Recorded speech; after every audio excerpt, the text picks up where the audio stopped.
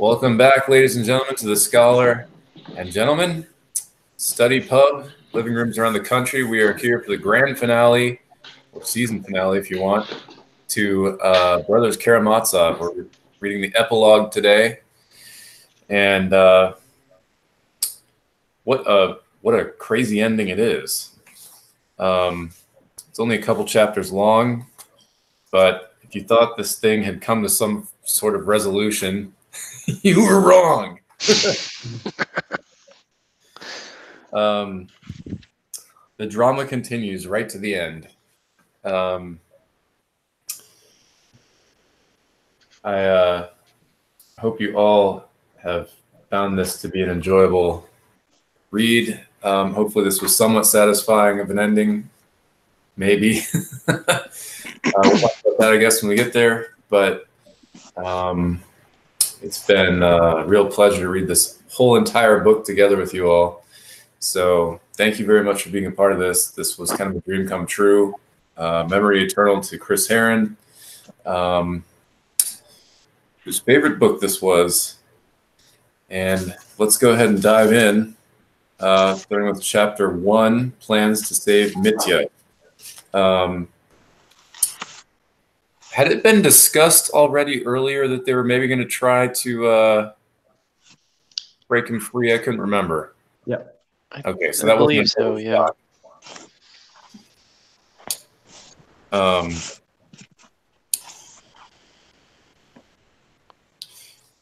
More than anything, this is sort of a chapter where Katerina is back in the action in the narrative, and we're getting a lot of her thoughts and feelings.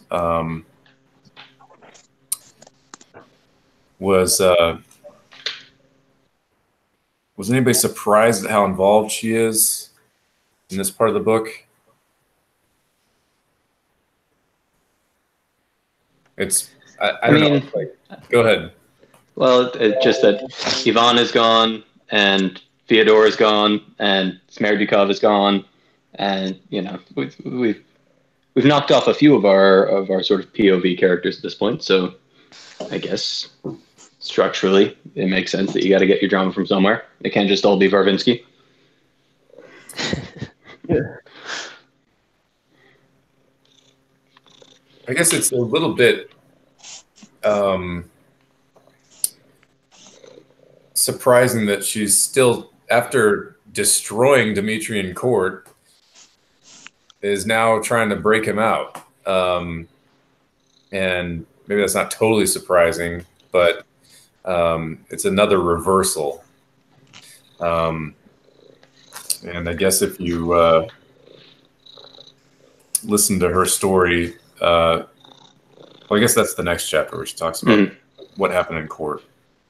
But yeah, I wasn't surprised at her in chapter 1. I was more in chapter 2, and right. I was kind of surprised by not any of the pieces necessarily of the epilogue, but all of the pieces together.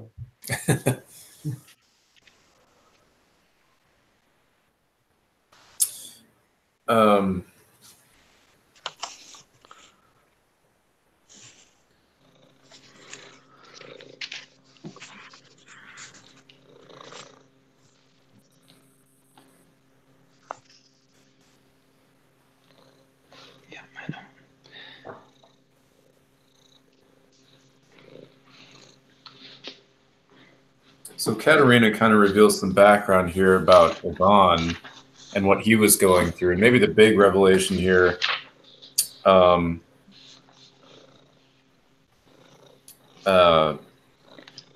is that that exclamation when Alyosha and Ivan met for the final time at Katya's place. Katya sort of exclaims, "You're the one that convinced me that he, you know, is guilty." And we find out that was pretty much entirely the opposite.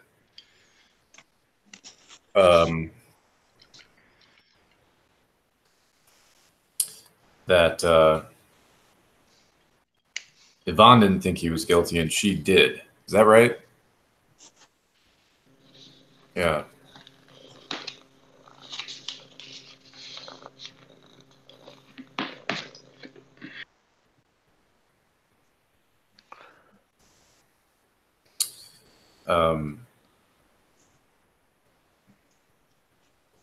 Do we learn anything new about the Yvonne-Katerina relationship in this chapter?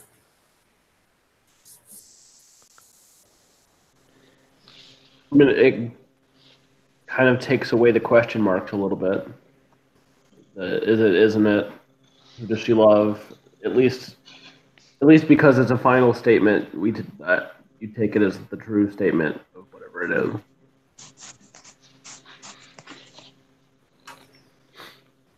Yeah, I was gonna say I don't think we necessarily learn anything new, but what we thought last time is a little bit more confirmed.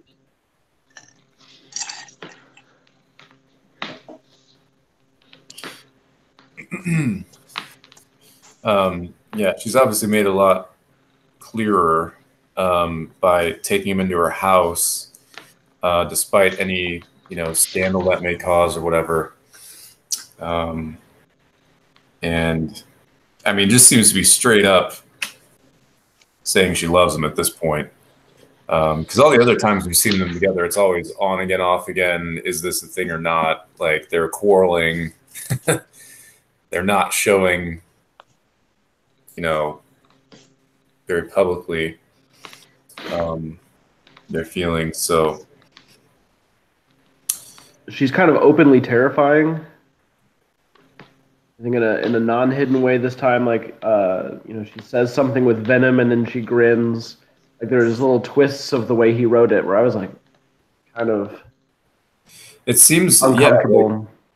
There's a couple points where she really is letting her anger show clearly. Sometimes it's at Dmitri sometimes. Sometimes it's like a little bit of a threat to Alyosha, like you're on board with the plan, right? You're not gonna, try to tell him it's not Christian, not to run away. I thought her phrasing of that was kind of funny as well. Not valiant or whatever you call it, not Christian or whatnot. We've all heard someone or have said that exact thing. Like,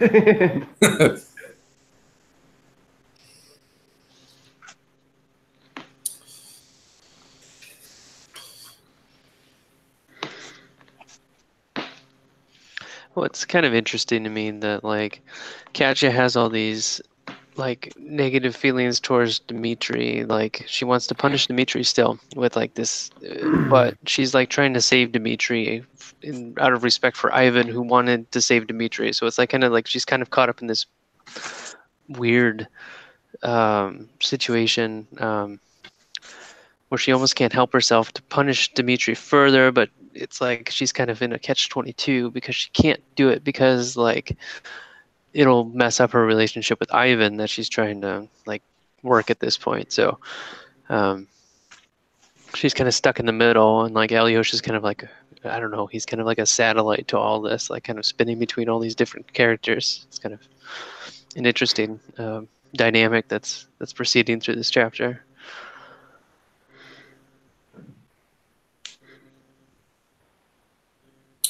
There's some really interesting, emotional layers going on in this chapter. I'm sorry, guys. I'm kind of reeling, trying to remember what happened here, and I feel like I'm really sucking at moderating tonight. So if you have questions or comments, like if I'm asking the wrong questions, just jump in with the right one. But I'll point out a couple spots. One I wanted to point out was in 758, in this big paragraph, we get this sort of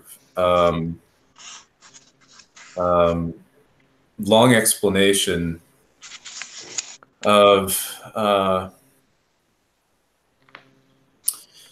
this emotional sequence that Katerina and Ivan go through, where they're having this fight. Katerina gets jealous when she hears that the plan is to free Dmitri, help him escape together with that creature, Grushenka. And then Ivan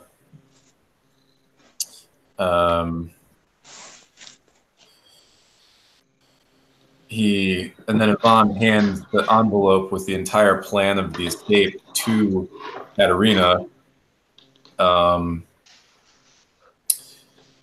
plus all the money necessary in case something goes wrong with him, which he kind of foresees, I guess. And she talks about how huge of a sacrifice this is because because Ivan is still jealous over Katerina because she's so involved in trying to help Dmitri escape. So they're both jealous with each other for trying to help the same guy escape, which is kind of funny. But I thought it was kind of insightful when she reveals how big a sacrifice that was for Ivan. And how she says, I almost fell at his feet in reverence, but the thought suddenly occurred to me that he would take it simply as my joy at Mitya's being saved. And so instead she makes another scene, like, and they have another fight, which is like, man.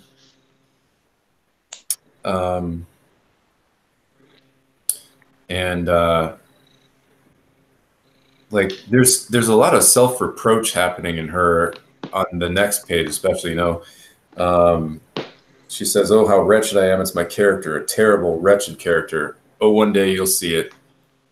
I'll do it. I'll bring it to such a point that he too will leave me for some other woman, someone easier to live with, as Dmitri did. And then she goes on to blame herself for the entire thing. Oh,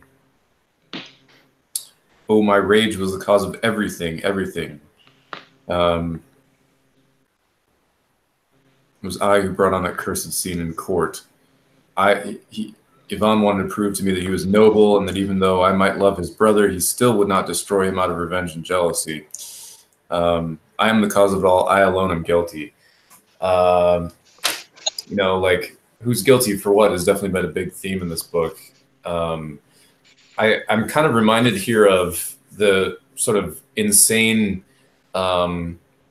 screaming that the police commissioner does at Grushenka, like, yes, you're the cause of it all, it's you, and she's kind of doing that to herself here.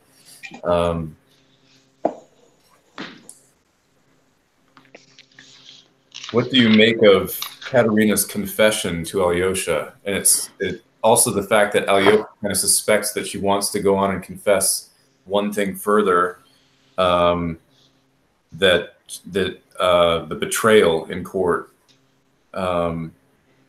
and he's sort of like trying to steer away from that moment.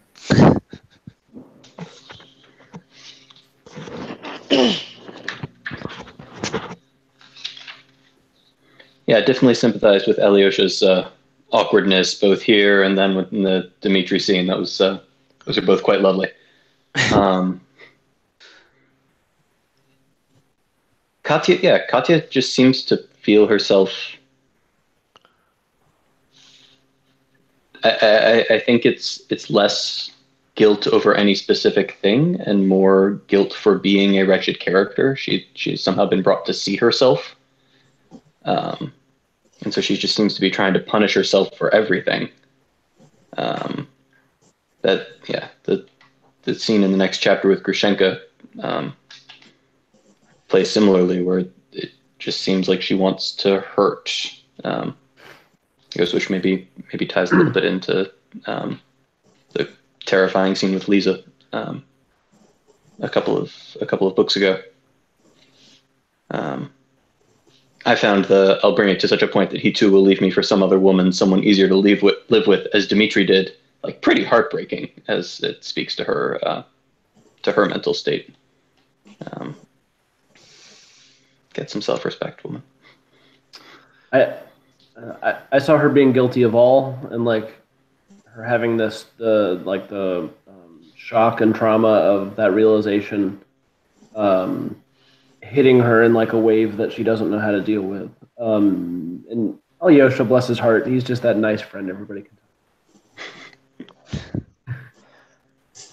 You're just such a good listener.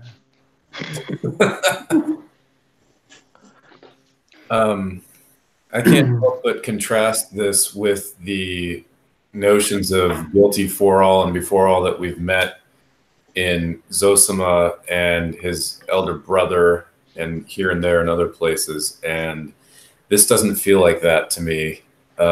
This feels like a guilt unto despair, or at least just the middle of the inner conflict sort of emerging fully to the consciousness, maybe for the first time.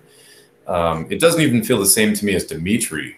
You know, Dmitri has a lot of remorse and also some awareness that he doesn't have that much control over his character or whatever. And I feel like this is a point that Dmitri was at earlier in the book, sort of like, you know, I'm just a wretched piece of junk that can't stop acting like a jerk. I feel like he's actually grown a little bit beyond that, closer to the idea of I have responsibility for other people in a way that makes me want to transform and be better. And, you know, there's a certain life-giving element that grows within Dmitri. And I feel like this is just the very beginning stage for Katerina, and who knows which way it will take. But you can really feel it hitting this wall of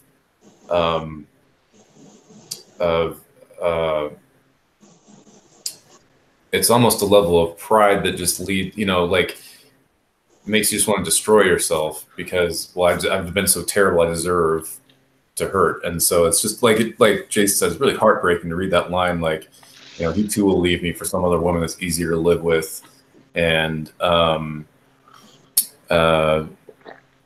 you know, I'm hoping that she would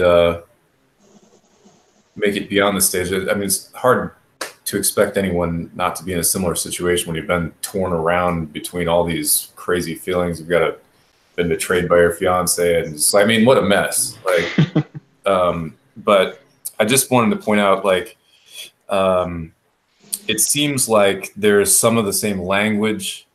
I alone am guilty, and all this stuff that we might have heard with a very different tenor than something like Zosima's older brother when he starts saying stuff like that.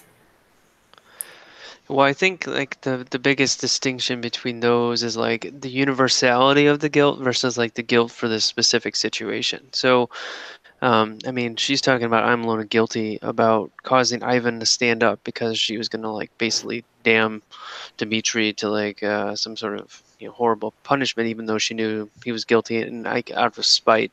And I think like you're right. I think she's starting to see like that first wave of like, oh, like my actions have consequences, and maybe a little bit further of what I see, but it's not quite to that whole point where it's like the universal view of guiltiness, which I think is more reflective of like the elder, and kind of like how Dimitri is there. So it's like, well, if you're guilty, then you have to like see yourself as like, it's like a disruption of your pride. Katerina has always been a very prideful character, and it's like, so it's like this is like the first wave of her like kind of stepping past that, but it's not to the point where it's like a universal guilt. It's like a very subject specific guilty, and she's kind of feeling bad about something for once, and that it's a point of like suffering for her, where her pride is dashed, it's stabbed, it's starting to break, and that's what I think Alyosha is afraid about, because like once that starts falling, it's like a house of cards that will just like completely go down, and like then it just like mounts into like this huge despair, and then what you get from that point is what changes you or holds you into like this horrible situation. Yeah, what you can get is being Ivan, right? I mean, Ivan was having all these feelings of guilt, and now he's got brain fever or whatever brain fever is, you know? Like, I do think too, like, I mean, what I'm thinking as we're talking about this is there's something about extremes. Like, if you're someone like Ivan or Katerina, you can start to feel guilty, but you're just kind of living your life. You know what I mean? Like, of course, Dmitri has this huge reckoning. He's possibly going away to hard labor for, 20 years? Or like Father Zosima's brother, was dying. And I don't mean to make it sound like, oh, lucky them, they're having these terrible fates, but I just have been thinking, like, there's something about when you face extreme circumstances that can allow you to reckon sometimes with big things. Whereas what if you're Yvonne? What if you're Katerina? What if you're Smerdyakov? What if you're someone who's facing this guilt, but like, you just got to go on and live your life? Like, how do you, like, I wonder if that's a piece of it, is when you're at the end of the line, I feel like you can make some of these huge leaps. Whereas if you just got to go on and live your life, it can be harder. I don't know. I don't really know what to make of all that. I just think there is something hard about, like, she's doing some of what she can, trying to help Dmitri escape, watching Ivan. Ivan tried to do what he could going to court, but I think it can be a little harder in some ways to like make that final leap, that huge leap. Yeah, and like as you was thinking, it just kind of brought me into like a different thing where it's like Katerina is dealing with the whole like realization that like her actions have caused Ivan, her true lover, to like basically go insane. And she still has like spiteful feelings towards Dmitri. She wants to see him burn and still wants to see him burn. She's not doing this out of repentance or anything else. Like, she knows he's innocent, but she is so spiteful. She wants to see him destroyed. But the only way for her to get Ivan is to help with the Dmitri escape, and like, so now she's like kind of caught in this middle ground between like, well, if I want Ivan, I have to get Dmitri escape, but I hate him still, and I want to see him like get destroyed, and I did all my actions towards that end, but by doing those actions caused like his brother, the one I love, to go crazy. So it's like, now she feels guilty for that. She's like, now I've put like Ivan, like he might even die or something. Like, it's like he's got brain fever, whatever that means, and I'm guilty of that. And now so she's like, well, where is she? It's like she's kind of all in the middle of this giant mess. So I'm going to take a little bit of a different slant. I don't think that I agree entirely that she spitefully simply wants to destroy Dmitri. I think her feelings towards Dmitri are extremely complicated and ambivalent in the sense of being valent on both sides. Like there's energy in both directions. So I think that, as we see in the next chapter, there's still something there about Dmitri beyond just hatred. I think there's still the sort of wounded sense of someone who betrayed me that I could have maybe loved,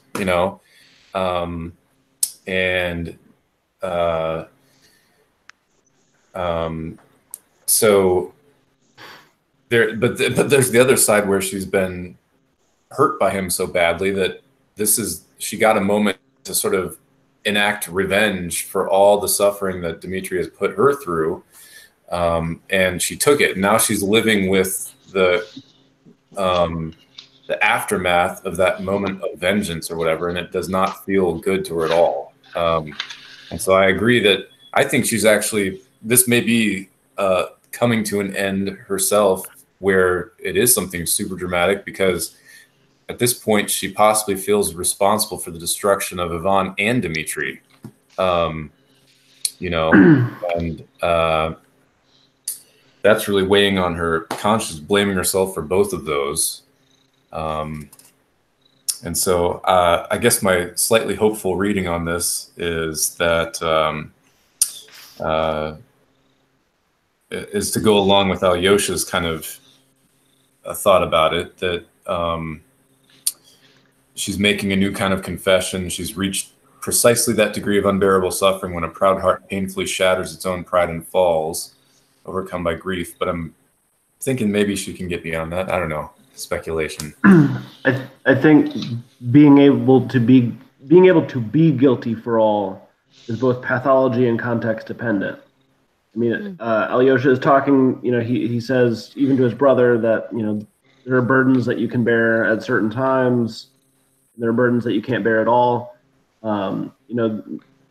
Being guilty for all is probably a radical notion to a lot of these people and a lot of these characters, and I think you're looking at her not being able to handle that. these are complex feelings, and she does have. I agree with McGee. She's got like spurned love, but still tender feelings. She's having a really hard time with what she did. I think that this is one of those times where Dostoevsky really weaves together a number of themes in an incredibly brilliant way. Because, as Melissa very intelligently pointed out, like, there's something about when you're, coming to those big moments, or when Ivan is facing prison, or when, Zosima's brother is facing death. Like, there's nothing about, like, kind of the last things, right? Whether it be prison or death. Like, if you're confronted with eschatology, the end of things, then you're going to oftentimes be much more spiritually inclined to think, just because you're thinking about things in more of an eternal sense. And the reason why I think this is amazing, like, because you have all these extreme emotional reactions. And Dostoevsky, I think, is trying to show us that this is really where the rubber meets the road. Because there's a part of Katerina who wishes she could hate Dmitri and love Ivan at the same time. I think, yes, while it is very complex, I think there's definitely a part of her that wishes that she could, destroy one and love the other. But the beautiful, complex, what's the key word for the whole study has been ripples, right?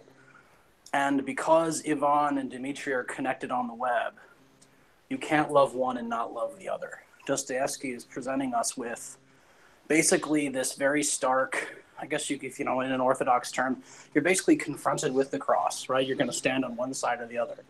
And the whole thing is, I don't think it's so much about the burden of guilt for all. It's merely the idea of, if you're going to love, you got to love everybody. And humanly, that seems impossible. But in terms of how, because if you want to save Ivan, you got to save Dmitri. If you want to love Ivan, you got to love Dmitri too. And that's, I think, the idea of bearing the guilt for all. I think what Dostoevsky in some ways is trying to say, that just loving someone is bearing their guilt, right? Like, even if you're not able to say, I forgive you, the mere act of loving someone is kind of a forgiveness. What's the line from Peter? Above all, put on love, for love covers a multitude of sins. That's the bearing of the guilt. Like, that's it right there, is that, and the fact that you can't really do that, the fact that Katerina is put in the situation where all of these things in the web and all the ripples are interconnected, it ultimately, even though you talk about the emotional extremes, and sometimes we think, man, if we could only get these characters away from some of their emotional extremes, maybe we could be more reasonable. But I think Dostoevsky is trying to get us to a place where we realize in the end it's not about reason. It's not about trying to take a middle path. We're actually, like, when the rubber meets the road, we're actually forced to confront these two very stark realities, which is either we really are going to be on the side of this Christ-like love, or we're not. And I think that Dostoevsky's trying to tell us that the middle ground just doesn't work. We want to take that middle ground, but because of the ripples, you can't save one without saving the other. You can't destroy one without destroying all.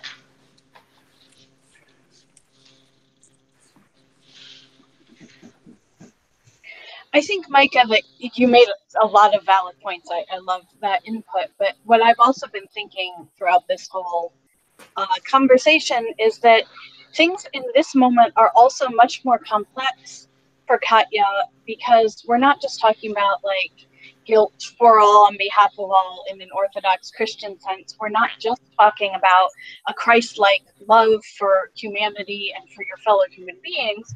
We are talking about a romantic love that she has had with each of these men, each of these brothers. And that adds this whole layer of emotional complexity and this whole layer of I don't know what, lots of shit that she's going through, because she can't kind of untangle that. And there's a lot that's going on just about general love and general, but there's a lot that's specific because she's had romantic love with each of these people. Yeah, and I think that's why this request, born by Alyosha on behalf of Dmitri, to see him one more time and basically not miss the chance for them to sort of settle it and forgive each other is such a huge sacrifice on her part to even consider it. You know, she talks about how, you know, he's going to look at me. I can't do it. And Ayesha's like, well, you have to. How will you live all your life if you don't bring yourself to do it now? And she says, better to suffer all my life. You know, you really feel the pull here of how easy it is, how much easier it is to leave a wound open or a kind of feud unresolved or whatever. I think that's where the fact that she does decide to go does show some softening of the heart here. Keeping in mind the state that she's in with these back and forth emotions and how she feels about Dmitri, I wanted to ask you guys about a specific paragraph where I got confused and see if you can help me sort it out. So this is the paragraph at the top of 760 that actually starts on the page before. This is right after she has basically said, Alyosha, Dmitri needs your moral sanction. Tell him it's okay to, you know, escape. Because Dmitri, he keeps talking there, she started again, about some sort of hymn, about the cross he has to bear, about some sort of duty. I remember Ivan Fyodorovich told me a lot about it then. And if you knew how he spoke, Katya suddenly exclaimed with irrepressible feeling, if you knew how he loved the wretched man at that moment, as he was telling about him, and how he hated him, perhaps, at the same moment. And I listened to his story and his tears with a scornful smile. Oh, the creature, me, I'm the creature. I gave birth to this brain fever for him. And that man, that convict, is not prepared to suffer. Katya concluded with irritation. How can such a man suffer? Such men never suffer. So my question is in the sentence, I listened to his story and his tears with a scornful smile. Who is the pronoun in that sentence? Who's the one crying? Is this Ivan that we're talking about? Or is it Ivan reporting Dmitri's tearful story? How did you guys read that? I read it as Ivan. Okay, Ivan's telling her about Mitya. Right. I read it as, if you knew how Ivan loved the wretched man Dmitri, as he was telling about Dmitri and how he hated him perhaps at the same moment, I listened to Ivan's story and Ivan's tears with a scornful smile. I think Ivan in this moment is torn because he loves Dmitri as his brother and hates him because he's jealous and thinks Katya's still in love with him. And so therefore Katya's blaming herself for that jealousy. I found it a little surprising that Ivan had this strong of feelings about Dmitri, that he would be weeping for him. Considering that earlier he said basically let viper eat viper and doesn't really seem to give a damn. And at multiple moments seems to show some real repulsion towards Dmitri. So I was wondering if that sentence could possibly be an unclear switch of speaker where Ivan is talking about Dmitri crying and sort of wailing about the creature. I don't know. I stopped there as well several times, and I counted 3 ways that I could interpret the pronouns in the sentence. I have no idea, and I was like, is this a bad translation? Is this intentionally vague? This could be Ivan's story about Dmitri. This could be Dmitri talking about Dmitri. It could be Ivan talking about Ivan. Like, there's multiple. Because if it is Ivan, I find that to be a kind of really interesting revelation of his character, that he actually cares so much about Dmitri that in reporting the story of what he's going through in prison, he's actually shedding tears in front of Katerina about it. I feel like that's a sort of new level for Ivan.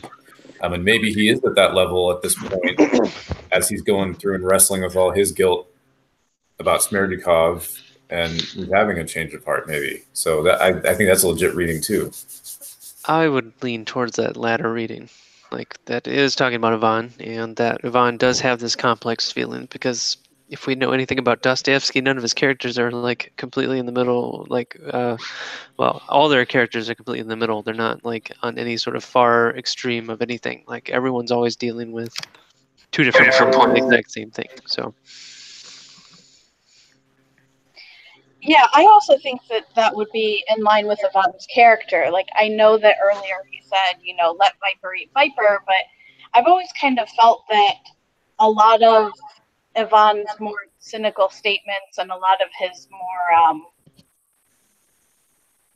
logical, rational, educated, whatever writings and talkings were just sort of a cover for the fact that, like, emotionally, he's always been a little bit crazy, like, not crazy, but a little bit wild emotionally just under the surface.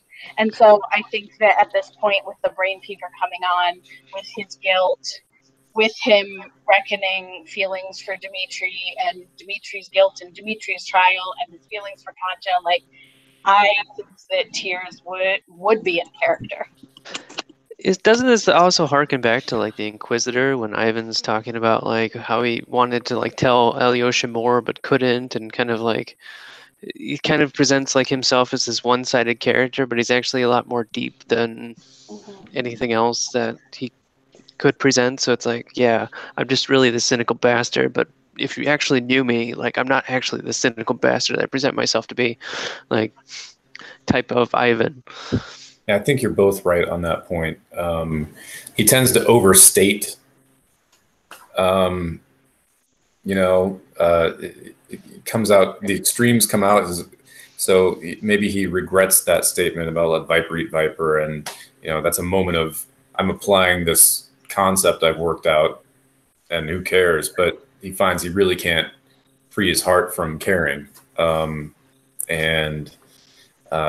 do think it's fairly clear that Ivan is actually fairly sensitive, just not very expressive of that side normally. So I'm going to go with your reading on this one. So I'd like to, before we move on, I'd like to make sure that we get to this point, which is like right after that. So it's like after she says, like, it gave birth to this brain fever for him, and that man, that convict, is not prepared to suffer. How can such a man suffer? Such men never suffer. That's what I wanted to go to as well. Okay. I kind of think like Katya wants to like still punish Dmitri. Like, she's really trying to do that. And that's kind of like my reading that everyone kind of had an aversion to before. I think but she's grappling with that.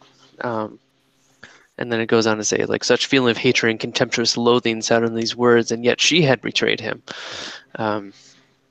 So it's like this really kind of two-sided thing. Like, she wants to have Ivan, she wants to punish Dmitri. She can't have it both ways. Like Micah said, like, you really can't love Ivan and then want to work completely against everything that he's going for, because Ivan actually does care about his brother and spites him at the same time. And it's just, But I think it's brilliant. I don't think people were saying that there's no part of Katya that's mad at Dmitri. I think we were just saying she doesn't only want to punish him. Like, she's torn. Like, I just feel like the way you keep phrasing it sounds like she loves Ivan, and the only reason she has any feelings for Dmitri is if she's totally mean to him, she'll lose Ivan. Whereas I think she's swinging back and forth, and the same with Grushenka and like so many of these characters. Ivan's doing the same thing. Like, one minute she feels guilty, and the next minute she's like, here I think you're totally right. She's like super pissed and scornful of him. But that's where I was. Sorry, I'm getting like a weird feedback thing. Is that just because I can hear McGee's computer? Do I sound normal to everyone else? No, I hear weird feedback. Okay. Yeah, I got the feedback too. Normally, I love your feedback. It was just getting really distracting. Maybe I can try closing the door. Maybe Ivan just had brain fever, and like all this stuff is just brain fever, harkening back to Zosima's brother. Micah, you're fairly audible, man. I can't hear you at all. Oh, okay. How about now? Am I more audible now? Not especially. Oh, well, that sucks. Hold on. How about now? That's a lot A little better. All right. So I'm going without headphones, so beware. So, no, I was just wondering if anyone else thought that maybe this outpouring of love for Ivan. Yes, I know we can talk about Ivan as complex, but I also thought it was Dostoevsky messing with us again, making us ask if it's just the brain fever, just like with Zosima's brother, if it was just the sickness that made him saintly at the end. You know, like, are we assuming that now, because Ivan is in the brain fever, he's willing to confess his true feelings, or are these true feelings generated by the brain fever? I don't know. I want to believe that Ivan has these wonderful feelings deep down, but I'm also thinking, is it the brain fever? Because we already know from Ivan's visions that his mind can do some terrible things. That's a good point. I don't know. I guess I'm just skeptical because at some point before the brain fever, Katya and Ivan hatched this whole plan that involves money and bribes and getting people across the ocean to America. So whether he was doing that out of guilt or love or what, like, I believe I'm totally with you that like some of the effusiveness of the love could just be this, but it seems like at some point when he was in his right senses, he had committed, like, and that's where we had that whole gap between when Dmitri was first arrested and the trial. Like, something really seemed to shift in Ivan, because I know, McG, you started by asking, like, had they already talked about escape? I feel like that's one of the first things we hear after the time jump is like Ivan is already starting to push Dmitri to think about escaping. So he's clearly starting to orchestrate something. That's right. It's the secret that we hear about. There's a. Mm-hmm.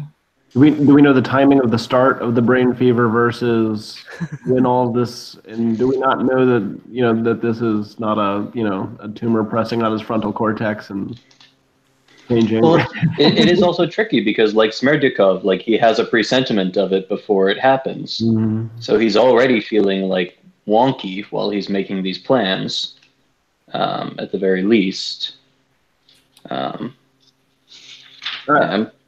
I read it the way Melissa read it, but Micah's point is one that makes me go, huh. Yeah, I tend to reject these kinds of points. I think in the case of Smerdikov, who was the other one? Not Smerdikov. Zosima's brother and Ivan. Even in the context of the illness or whatever, there's still an active mind and some agency, and I think I'm inclined to say these characters are still giving us, important insights into their mind. He may be struggling with the devil, but that seems to be productive of something else for him, Before we lose it completely, I want to go back to the sentence that Michael pointed out, which I was trying to get to. After the brain fever comment, that convict is not prepared to suffer. Katya concluded with irritation. How can such a man suffer? Such men never suffer. And this is in the context, remember, the paragraph began with her sort of perplexedly citing him and his cross and his duty and all this stuff. So she's saying, this guy has no chance of pulling that off. Like, I know him. He can't suffer for 2 minutes. Like, he'll probably make a scene and fight somebody, basically. Do you guys agree with this reading of Dmitri, or is this just Katya's anger talking? Does the new Dmitri have a chance? Personally, I'll share an interesting experience of myself rereading this book. I had forgotten the ending completely. And in my version of the story that I thought I remembered, Dmitri had undergone this change of heart through the whole trial and everything, had voluntarily accepted his sentence, and had gone off with Grushenka to hard labor. That's how I remembered the book ending. And so I actually got to this point and was shocked, because that's sort of a neat narrative. If it fits with all these themes of why is the wee one poor and guilty for all and before all. And so I'll humbly accept whatever unjust circumstances, knowing that I need to work in this inner transformation, and I'll try to sing my underground to him and help somebody out while I'm there. So when it got to this point, now it's like escape, and Dmitri is questioning whether he can pull it off. Like he still has this idea of the hymn, but he's just kind of wavering. I was actually really surprised and shocked that the book was veering away from that sort of, if you want, neat and tidy, maybe hard to believe acceptance of total repentance or whatever. So Katya's uttering these words in a pretty emotional state where she's still mad at him, and even in the next line we get Alyosha's interpretation that maybe all this loathing and hatred has something to do with the fact that she feels so guilty towards him, so that she has to hate him, because really it's about self-hatred or whatever. But I'm just curious what you guys think about her read on Dmitri and his hymn. Is it ridiculous? You know?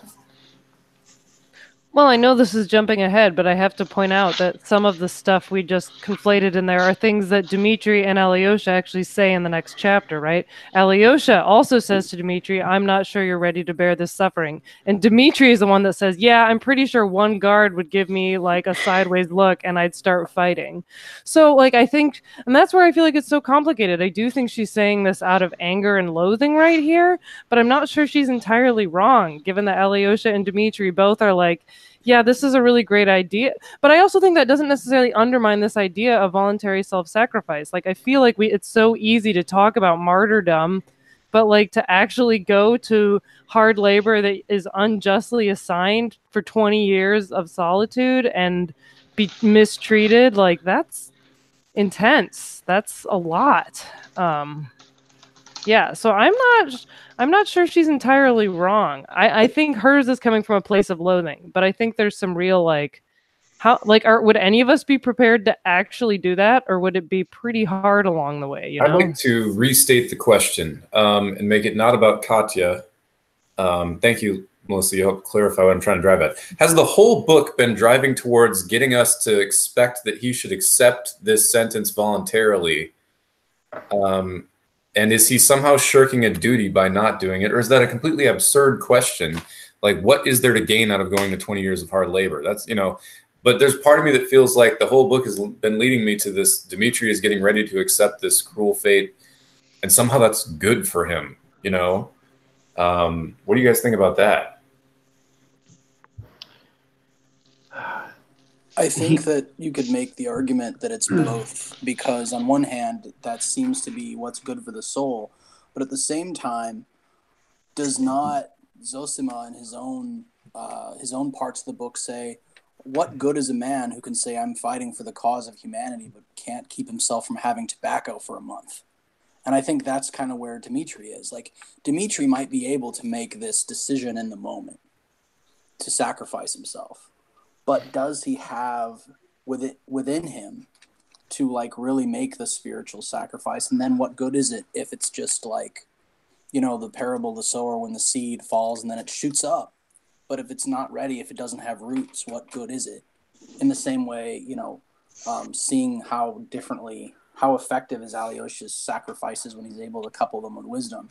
So I can see both ways. I feel like Dostoevsky is trying to make us see that even though on one hand, like there is a very big, you know, self-sacrifice or not self-sacrifice question, but at the same time also understanding that there's also a question of the effectiveness of self-sacrifice and making that sacrifice matter by, like, because it's not just about the noble gesture, it's also about the practical application, and it's also about the other, because I think it's so easy to make a noble sacrifice, but then it's about yourself, right? Like, isn't the difference between like that guy who says, I'm fighting for the cause of humanity, when you're talking about Zosima, the guy who eventually gave in and betrayed his cause to get tobacco again, it was about him. It was about his own sense of self.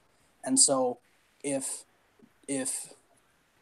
Dmitri wants to do this because he has this idea about himself, this vision of himself, and he wants to make this big noble sacrifice as a means of redeeming himself in his own eyes, I think that Dostoevsky would say that's fruitless. But if one's sacrifice is actually oriented toward one's real brother in front of you, then it can be effective. And I think it's really easy to get lost in the narrative of self-sacrifice without actually asking the practical questions of the practicality and the pragmatism of real self-sacrifice.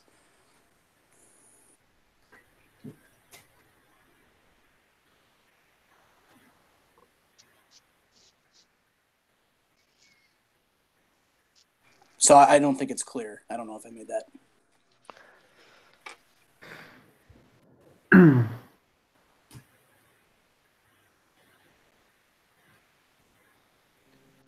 Could someone restate the case for why it would make sense for Dmitri to just kind of accept this punishment? Would it have to do with the concept of guilt before all? Because it seems like kind of a different thing to me. So maybe McGee, you could explain why you think that Dostoevsky is leading us to this? Well, it certainly seems to make sense to Dmitri. He's had some sort of revelation about himself that he's basically been, I guess the way we could put it is he has realized his ripples, and they've all been negative.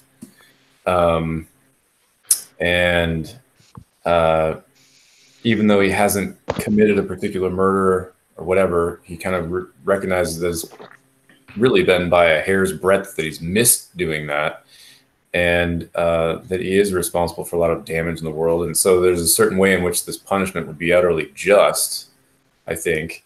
There's one part of it. Another part of it, I think,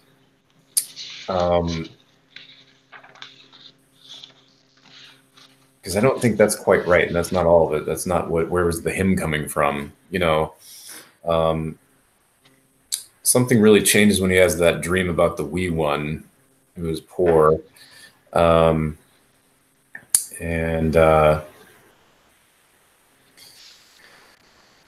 don't know, it seems like he comes up with the idea that he's going to embrace unjust suffering, which actually for him will do his soul good, because he's always been living, you know, passionately, riotously. And even in these harsh circumstances, he'll find a way to be able to help out those around him. And I mean, you definitely get the sense that he's a little worried if he runs away from this, he's running from his cross, like his way of finding salvation. And maybe this is what it takes for him to face reality. There's certainly some trepidation, fear there. So I'm not exactly sure I can put my finger on it, but I feel like there's multiple currents in the book that lead you to suggest Dmitri thinks this is a good idea. There's maybe some greater cosmic sense of here's a way of saving yourself and others. I too question whether that's valid, but I feel like that was the arc I was on, and now suddenly in these chapters we're getting sort of the discernment and discretion of knowing where you're at and what you're able to handle and maturity, and like maybe this is too great of a task. Maybe we should just move on to the next chapter and start talking about this. Can I add a piece, though? I want to add a piece. Oh, yes, I'd like so does that. Aaron. You've just created a huge discussion, and then you want to move on to the next chapter. I'm just gonna...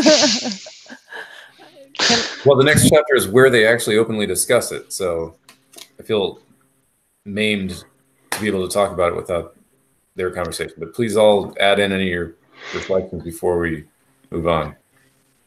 Well, I just wanted to say, to me, rereading these chapters after having spent the past years like in proximity to the Orthodox Church made a lot more sense, because this was one of the ideas of orthodoxy that was really radical to me, given my own background. Like, I feel like I had been raised to think about like to have this real aversion to the very idea of martyrs. And I think I've said this before in this group, but it's coming back now, right? Like, martyrdom was just people like beating themselves up for no reason, and it's a weird religious thing, and like, ew, I don't know. Like, I feel like a lot of Protestantism is kind of allergic to the actual idea of martyrdom as it comes through in the church. And the idea that was so radical to me when I was in the Orthodox world was not necessarily that one should go and find suffering because suffering is awesome and good, right? Which is the kind of, I think, messed up take on martyrdom. Like, people like to suffer, so they would be like, yay, I'm going to go to like hard labor for 20 years. Woo, like suffering. But rather that suffering's unavoidable, right? That at some point in life you might be thrown into an unjust situation. And the Orthodox idea is not that suffering is good, but that it actually miraculously is possible to find meaning or joy or love or grace within those most impossible of circumstances. And that's where in some ways this has felt, I think you're right, McG, like this trend throughout the book, that we have Yvonne who in the face of an impossible and inexplicable and terrible suffering says, I want to return my ticket. I just want out. And that's where I've always said that doesn't seem like an insane response to me. Given the terrible suffering in the world, who wouldn't want to be like, this is stupid. Like, I don't even want to play this game. But there's this alternative view, which is Dimitri saying, well, why is the babe poor? Like, it doesn't make any sense. That's terrible. Just like me going to hard labor would be terrible. But perhaps that could be transformed into growth, meaning, love. And that's where I feel like it actually is interesting then that it's like, well, but if you have a choice, does that complicate the whole thing, right? Like, if you're forced into hard labor, maybe you sing your hymn and find a way to grow. But if you have a choice, do you have to choose to go do the impossibly hard thing, or could you maybe opt out? So that was what I wanted to say. That helped clarify it a little bit. Thank you. And Aaron had something? Mine is much... Oh, okay, I won't qualify. I wondered after the final chapter of the book proper was Our Peasant Stood Up, if this wasn't some kind of a social commentary. Such men never suffer, or whatever. This is the relatively wealthy, spoiled, how would we put it in 2019? Landowner privilege, hashtag something or another. I wondered if there was some note of that in there as well. Choked. That made me laugh so hard. I just want you to know that. I had a swallow of milk in my mouth as you said landowner privilege, and I literally choked. And now I have to clean milk off of my laptop screen. So thank you, Aaron. I want you to know. I thought you said something about Lando. And I was trying to think. I guess that's privilege there too with Lando. We have moved to Bespin, the Cloud City. Before we move on, I lost my train of thought with the whole Lando. But I did want to say something. Hang on.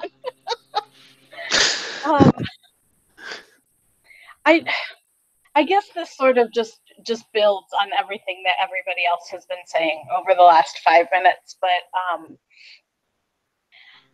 I think for me that I'm not quite sure, as Melissa was talking about suffering and martyrdom, like, I guess what I don't see is how does Dimitri's suffering help humanity? Like, does him going into hard labor help the baby that's poor and starving? And without that direct connection, I guess to me, that suffering doesn't seem like like a rational choice. Like, I don't see the merit in it, and maybe because I'm just coming from that Protestant background that is allergic to it. I love that phrase. Then the other thing that I wanted to point out is that Dimitri's arc throughout the entire book, and this sort of builds a little bit, I think, on what Mike and Jason and people were saying. His arc throughout the whole book has been trying to be a better person, and this idea, if only X happens, then I can stop being a scoundrel. If only I don't spend this money, I won't be a scoundrel. If only I could escape with Grushenka, I could start over. I won't be a scoundrel. Oh, if I go to this hard labor and I accept this guilt, even though I don't have blood on my hands, I won't be a scoundrel. He's searching for that thing, and I think I think there's something noble in that. I think there's something very universal in that, wanting to start over, wanting a clean slate, wanting to be better. But I think the paradox in it that Dostoevsky gets at so greatly is there isn't just a clean slate moment ever.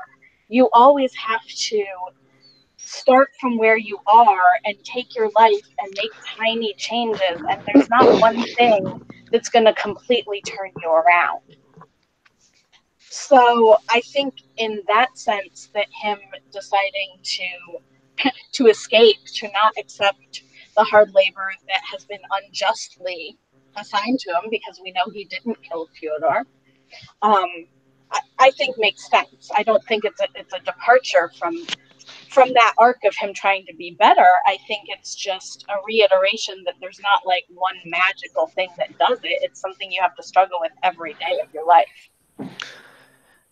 The point I wanted to add was I think like Dostoevsky brings this up earlier in the book when he talks about like Dmitri's almost okay. I think I don't remember where this was, and I could be completely crazy and just making this completely up. But I'm pretty sure I recall like some sort of phrase somewhere where Dmitri says like, if I'm found guilty, it'll be good because like I can like suffer for all of the stuff that I've done in the past. And if they find me innocent, or maybe it's a narrator or something, if they find me innocent, that like I'll be ecstatic with joy, and then like with this new realization of like how bad I've been, like I'll have like some sort of new path to continue onward. I don't know. Does anyone remember that from anywhere in the book? It sounds familiar. I don't remember it specifically to be able to quote it, but Yeah, I couldn't quote it either. Like that was my reading of it, like the gist that I remember it. But I think like Dmitri, like, or somebody talks about that sort of idea, the like either way, Dmitri will continue on in his suffering, whether he's vindicated in the trial or whether he's condemned in the trial, and either path could potentially be redemptive for him. And it's purely actually his realization of this point where Dmitri's at, where he finds himself to be guilty. He sees himself as like something. This provides the clean break that he needs, like this trial or this process, like provides him with some sort of clean break, a clean start of some sort, and a potential for a new uncharted path for him. Now, whether that's found in like some sort of camp or whether it's found in like freedom and being vindicated, and like Dimitri's already like sided with the point of finding himself guilty. So like when he's vindicated, like then it becomes like a blessing, and then it becomes like some sort of other thing. And so you almost wonder, like, is the idea of him like going forward to suffer? Is it like is it kind of tied into like what Katja is trying to say? Like, well, these men never suffer. Like, it's impossible to get this guy to suffer. I'm like kind of bitter about that fact because like I want him to suffer, but he won't. He can't suffer. Like, I think that's a misreading of that line. I think what she's saying is this is not a guy who's going to voluntarily take on suffering.'s going to try to find some way out, or he's going to do something violent and just get himself shot or whatever. I don't think that's. I really don't read that line as I just can't punish this guy, and I really am trying. I think it's like more of like absolutely bursting this bubble of his martyrdom idea and his hymn.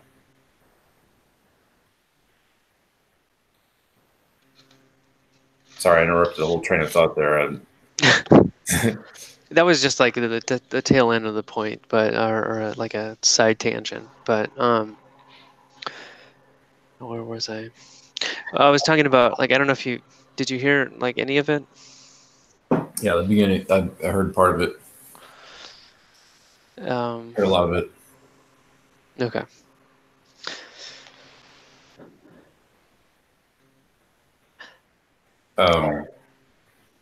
You're talking about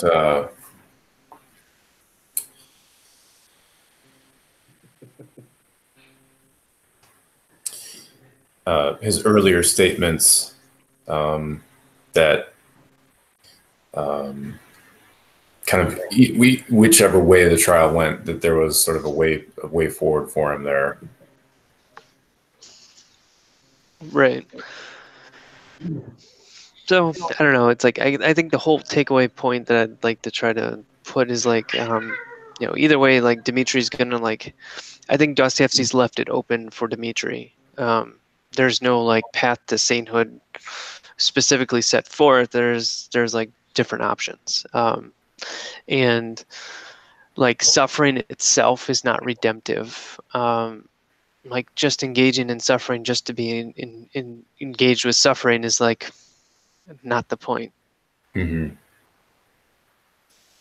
But there's definitely some sort of temptation in that direction, and Ginny has stated that. And maybe you have to be living in the Orthodox Church and hearing Lives of the Saints and stuff, like for this to have some similar weight to what I'm feeling. But there's a part of me that's slightly disappointed when he doesn't go and do this, and instead is thinking about escaping. And I think it's a very realistic and better approach, but he doesn't become the saint hero, the way you'd get in hagiography, who voluntarily took on this crazy prison sentence and became a perfect guy and did all this, treated it like, and the other part I just think, and wonder about is does Dmitri have enough discipline to actually change if he's not put into something radical and extreme like this, So I think that's part of the question. He knows his own character well enough, maybe to have that question as part of it as well. But then, as everyone's pointed out, including Katya, like, well, good luck with that plan, because we all know you, and within 5 minutes, you're going to be like fighting with a guard, So. I also want to interject that because he was convicted, like, he wasn't just freed, like, okay, no punishment for you. He was convicted, and now he has to escape, which means he will always be an escapee the rest of his life. Like, either way this goes, whether he chooses to escape or not, he's going to have a different life. He's going to be suffering. He talks in the next chapter about moving to America and how that's going to be terrible because America is terrible, which made me laugh. But I don't. His escaping doesn't mean he gets to go back to the lifestyle he's accustomed to. I think that's important to point out here too. Yeah, well, I think that's Alyosha's point, and I think we really should move on to the next chapter because we've already discussed the first half of it. Because that Alyosha's argument essentially is, look, take the feelings that you have, woven into your hymn, and remember the rest of your life that you got out of this, and try to live a life worthy of that hymn. And you do have to go to America and do all this other stuff and carry all this cross. Still you have plenty of possibility to live your hymn, I think, is Alyosha's point. And so there's no big guilt in not taking the sort of obvious martyr path.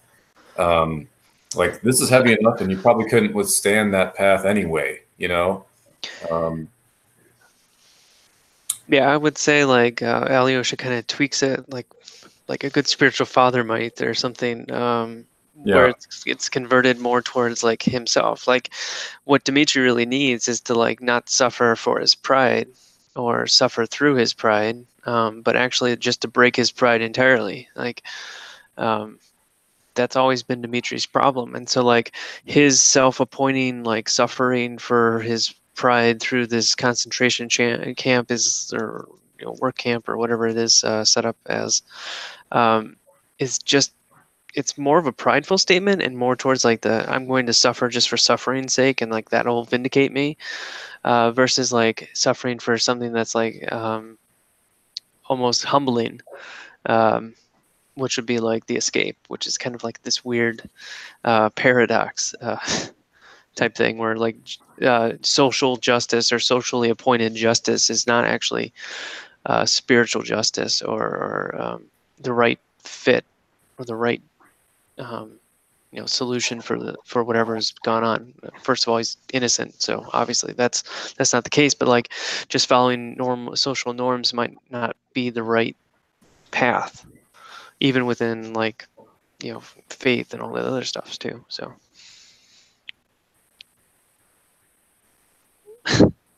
the bears disagree with me, apparently. I agree with Taggy this time.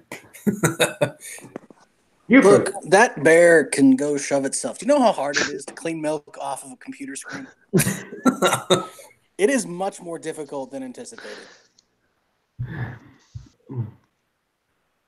Aaron, do you have a point you'd like to make in or is this a goofy episode?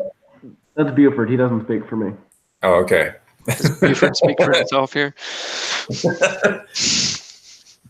Would he like to write another nasty note to me? He said you're very handsome. Oh, thank you, Buford. Not so bad looking for a bear yourself. Does anyone else have points they'd like to make about Alyosha and Dimitri's conversation, or about Dimitri's new plan, escape plan? I liked how they talked about 1850s or 60s Americans as all mechanics. Brilliant mechanics. Yeah, I'm like, are these insults? What have they seen we are? Soulless, maybe? That was what I was taking it to be. We don't have Russian depth.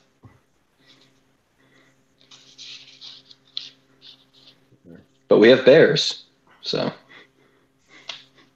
We do. And we can put warts on people's faces. Which is nice. It's an awfully crazy plan, just to get back to some wilderness area in Russia, like 5 years from now. It's like, oh my gosh. But I do think, if nothing else, what he is describing here is how there is definitely inevitable suffering for him. That when you're a stranger from a weird culture in a place that you completely don't understand, with a woman who longs to go back and is there, just for your sake. Like, you're the one putting her through being in this exile. She's doing it for your sake, and you're constantly reminded of that. So I do agree with Alyosha. That's probably enough of a cross. All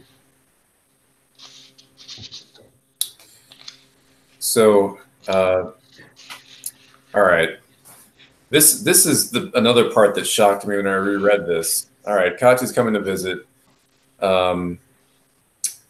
and we need to talk about this visit and the two women, and if anything has changed at all.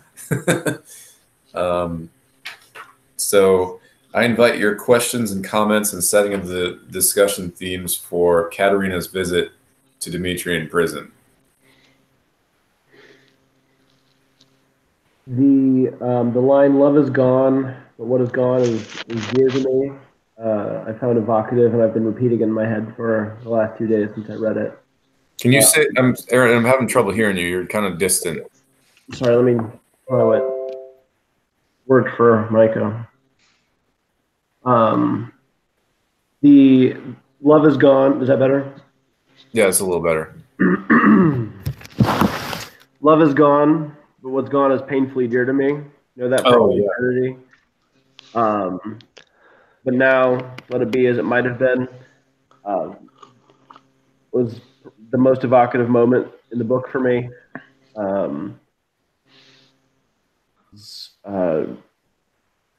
Romantic and beautiful, and painted a picture of 1,000 futures breaking off.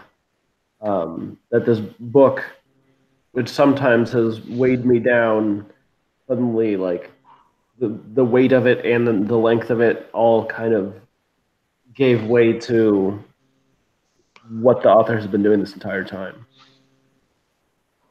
I really loved that. Just that line made the book worth it for me.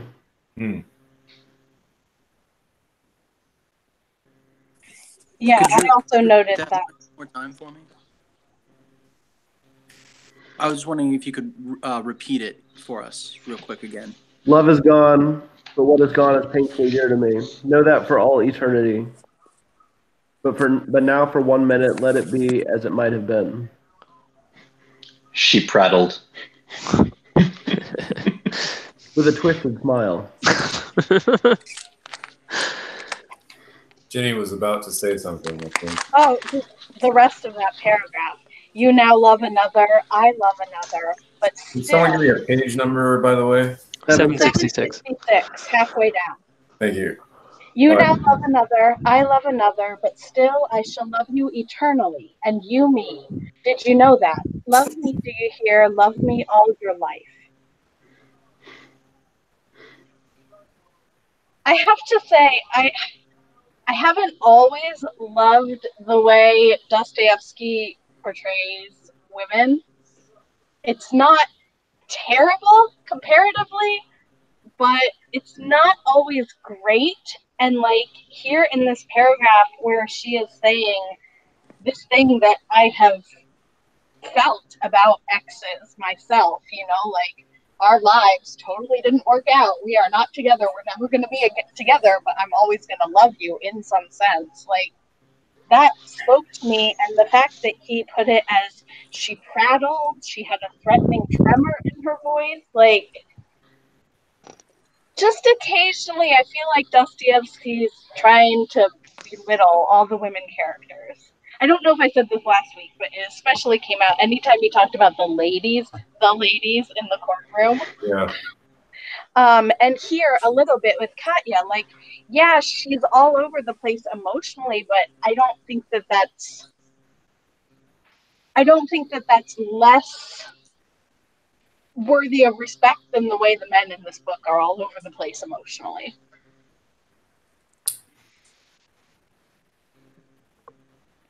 I'm not sure if I took that as belittling. I think I took that as like complex emotionally. So, sorry. As I said, like I think this paragraph, like talking about like prattling and like this tremor and stuff, I don't really read that as like belittling. I think that I read that as like deeply emotional and like not in a bad way, just like complex emotions going for like even with these words, like the words itself are not like the whole point. It's just like that. Thank you, Aaron. Thank you, Buford. I'm buzzing. It's not the words, but like that. It's like these complex emotions that are like presented through these words, but also presented like through the actual like unseen, like unexpressible emotions that kind of creep forth through the fringes. Not that that's like a negative female trait or something like that. I don't think that's the whole point here, and I don't read it as such, but prattle can sometimes have that negative connotation in this, but I don't think that's the point. I think it's like kind of like this giddy, kind of deeply difficult to present in any sort of words without raising some weird, strange thing if you just take them at their connotations and such. But I think Jenny pointed out my misogyny to me that I didn't see it. I was just like, bitches prattle. And I mean, to go with what Taggy's saying, no, it doesn't have to be negative. And I haven't always gotten that feeling throughout the whole book. Like when I read a chapter at a time, like when I first read Prattle, I didn't think anything of it. But when I read it like a second and a third time, it popped out at me. And just kind of the way that's sort of been there all throughout the book, subtly, it adds up, I guess, in a way that's like not super overtly misogynistic, but I wanted to point out anyway. I think Melissa's been patiently waiting to say something. Oh no, I had just a snide comment about how I mean, but it's kind of building on what Ginny's saying is like the women prattle, but you know, Dimitri's all like, I'm going where there's bears and they're going to put a mole on my face. And it's like, and we're supposed to take him seriously as this possible moral compass. I'm just saying, like, and to be fair, a few lines down, they both prattle. So at least Dostoevsky is admitting. But Ginny, I also just want to add, I don't think you're alone in noticing this. This always comes up teaching this to groups of students is like, there is not one female character that stands out as kind of a beacon the way that we have Alyosha, and even their complexity is never as complicated as for characters like Ivan or Dmitri, right? Like all the women are kind of frivolous and foolish and jealous about love in a kind of reductive way. And I do think they have more complexity, and you're right that comparatively speaking, in some cases, they're very complex. So, you know, I wouldn't want to put any of these women up against some of Henry James's female characters. But I'm just saying, I do think you have a point, and that it's always a hard thing when teaching is, I don't know that Dostoevsky was fully able to capture the complexity in women that he was in some of the male characters. Because at the end of the day, and as McG, who's not Dmitri at all, as McG says, like, at the end of the day, have they changed? Grushenka and Katya can't see each other without, like, even in the jailhouse, while the man they both loved is maybe going off to Siberia, they're, like, snarling at each other. I don't know. There's moments where I'm like, he really gets human nature, and there's other moments where it's just, like, women are crazy. Just gonna have a, like, knife fight about a man in the hallway here a minute. Like, yeah. Yeah, bitches be crazy. I also noticed it earlier in our conversation tonight when McG was when we were talking about Katya in the first chapter, and McG was comparing it to Dimitri's level of guilt and saying, you know, like Dimitri's kind of gone through these stages and gotten to this level, and Katya's just starting and she's only at this level, and I'm like, it might be because she's a woman. Like, I mean, in Dostoevsky's view. So. I'm gonna, I don't know. I'd like to add a few reflections to this chapter.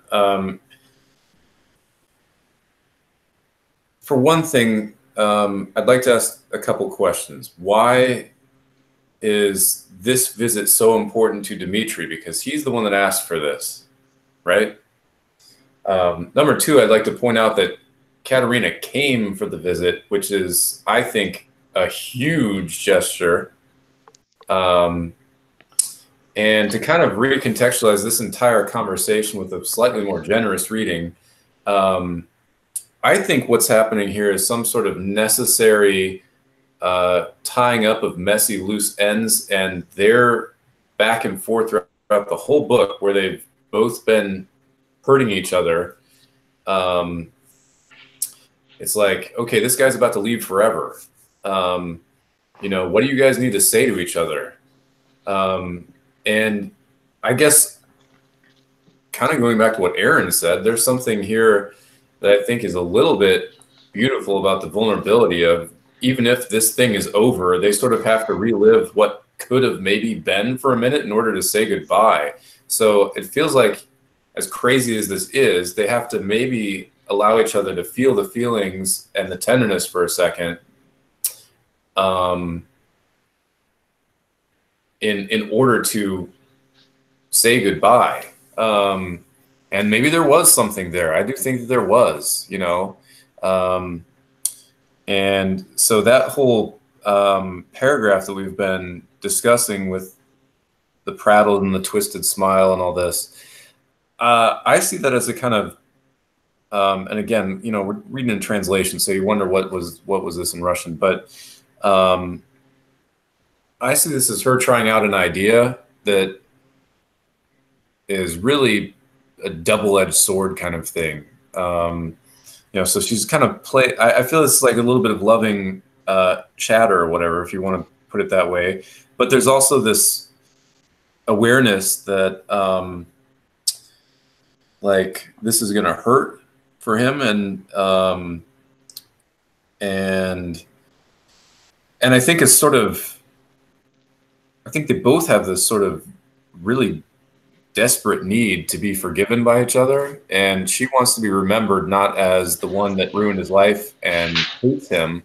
So that's why there's this desperate demand that he remember her and love her his whole life or whatever, you know. So there's my take on like the good thing that maybe could come from this moment, but does that actually carry through and happen? Or I don't know. It's complicated what's going on here. I think absolutely. I didn't mean to derail the whole conversation with talking about Dostoevsky's misogynism. It's just something that's been like subtle throughout the whole book, and I had to bring it up tonight. Yeah, you got it. I think so. But to go back to just these couple of pages, I mean, I think that this is, prattling aside, I think that this is an absolutely beautiful conversation. I think that it's a wonderful moment that they are having,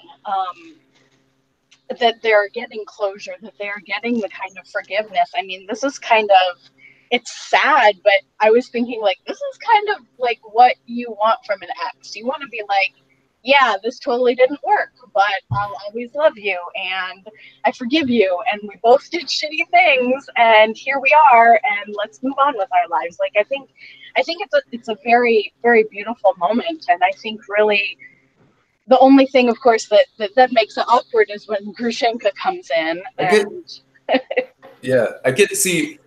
And that kind of derails it. I get angry at Dostoevsky because he's not letting me have my tidy ending that I want, where, you know, Dmitri becomes a better person and they forgive each other. And it's like, it's all going great until Grushenka shows up.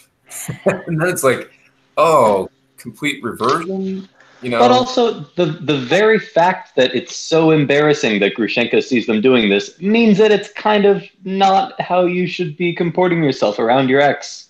I am married, and if I went out to go visit my ex and was like, we both love other people, but I will always love you, and have this like ecstatic thing, it would be something that my wife would be like very understandably crabby about. It's I thought I saw them both as in sort of this heightened ecstatic form even before Grushenka came in. I'm surprised that everyone else seems to have read it as these characters having grown. I see them as continuing to just sort of heighten each other in their hyper passion. Well, the chapter is titled "The Lie Became Truth" for a moment, so there's that. I think another really important thing about this is Dostoevsky, on one hand, he wants to ennoble, like, you know, ENNOBLE. He wants to ennoble sentiment, but he also despises it. And so when the strongest of sentiments come out, I feel like he has to add the prattle and the twisted smile, not just because of his misogyny, which, by the way, I do think is there, but because in the end, he just feels like he's just never wanting to just let us have pure sentiment on its own, right? I think he distrusts it very fundamentally. And partly I think that's him being cynical, and partly I think it's him being wise. But I think that's also why he can't write women well, because I think he just only sees women as sentiments and he doesn't know how to ennoble them. But I think like what's amazing about this is in that moment, right, when Grushenka comes in, I think like we see the double-edged sword of what sentiment does, right? In this one moment, sentiment can help people become so much better. And then that same sentiment, once again, it's like, wow, how do we not backtrack like immediately? And so I'm kind of with you on the hyper passion thing. Like, it's one of those things where, you know, and that's the thing, like earlier when I asked about, you know, is Ivan's love just the brain fever? I don't want to think that, but I feel like at every moment, Dostoevsky's playing a game with us. Like, because I'm with McGee, man. I wanted the beautiful ending too. Like, it's kind of like when you watch West Side Story and you hope this time that Tony and Maria can just get away, right? But no, they never will. And I think like at that time, I feel like there's always this game that's going on where every time, right, you want to see something that's clear, all of a sudden, it's like, you know, you feel like you've had this wonderful painting and then you trip. and then you just splatter paint all over the canvas right when you thought it was going to be perfect. I feel like that's always very deliberate. How like he leads us to a place, and then he's also like trying to take us out of it at the same time, playing both sides of the fence.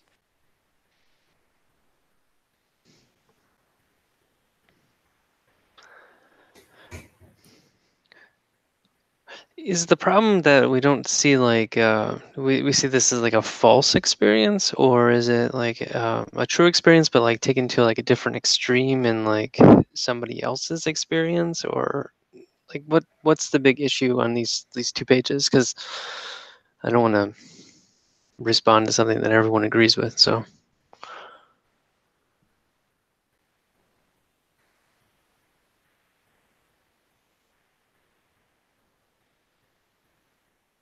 I'm not sure that we have agreement. Certainly no universal agreement, I don't think, about exactly what's going on here. okay, well maybe I'll just respond then and Yeah, let's jog hear the what you conversation think. on. All right, so Katya doesn't want to come, and Alyosha kind of persuades her to come. She doesn't know what she's gonna do. She shows up, and then all of a sudden, like something triggers her away from like this sentiment that she's been holding on to, this like spitefulness towards Dmitri. Like something triggers her past that point, and then they have this like moment of vulnerability, and like it's like they sit there. I mean, like on page 77, 66, they sit for like 2 minutes in like this pained silence, and like finally like Dmitri like kind of mumbles something out like, "Have you forgiven me or not?" he says.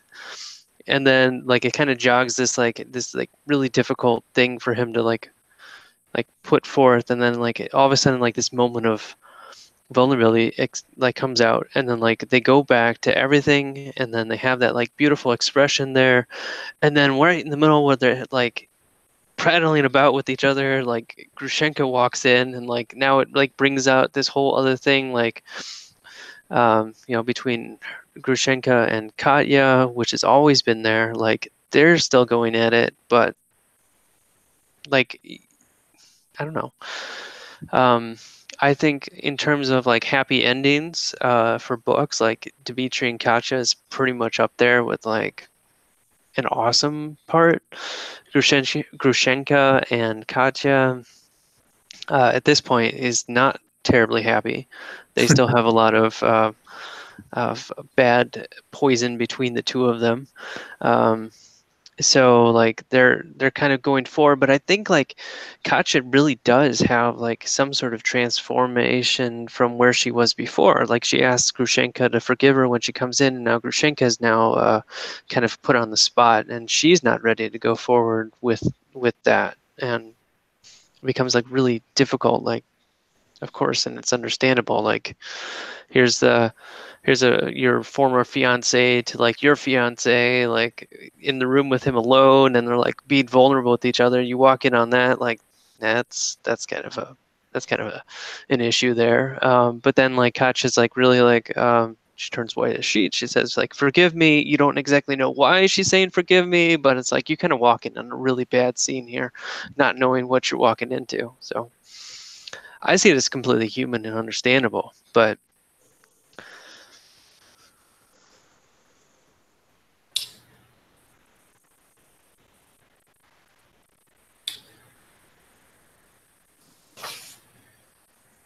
maybe the last comment that bears some remark in this section is the bottom of 767, when Katerina says, "No, I cannot punish myself before that one. I said, 'Forgive me' to her because I wanted to punish myself to the end.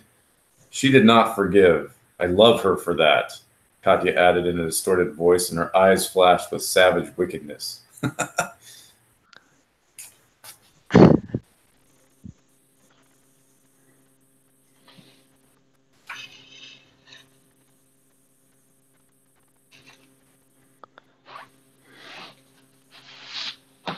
well, yeah, I mean, none of these characters, like, I mean, they're totally like understandable. Like, you kind of get on this path, and like, you make one turn of one turn away from where you were, like, but it's not like completely life changing. It's just like one small decision, but it's a good decision, like can change your complete trajectory.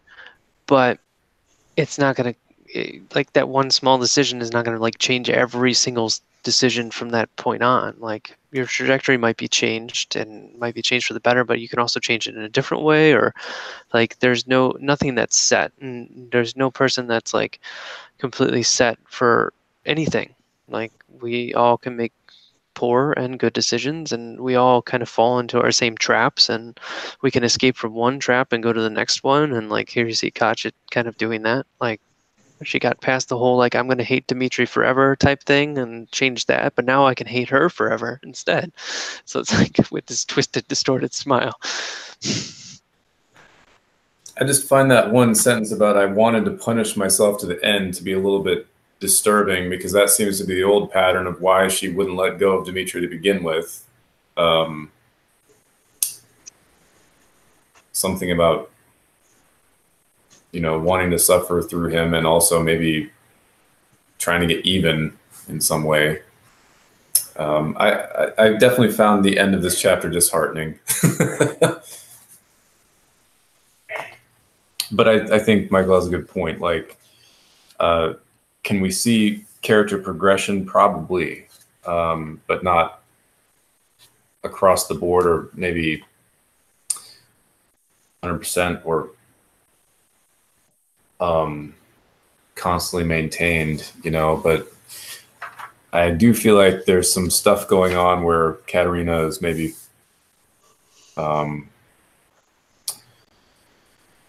just realizing some of the impact she's had. Well,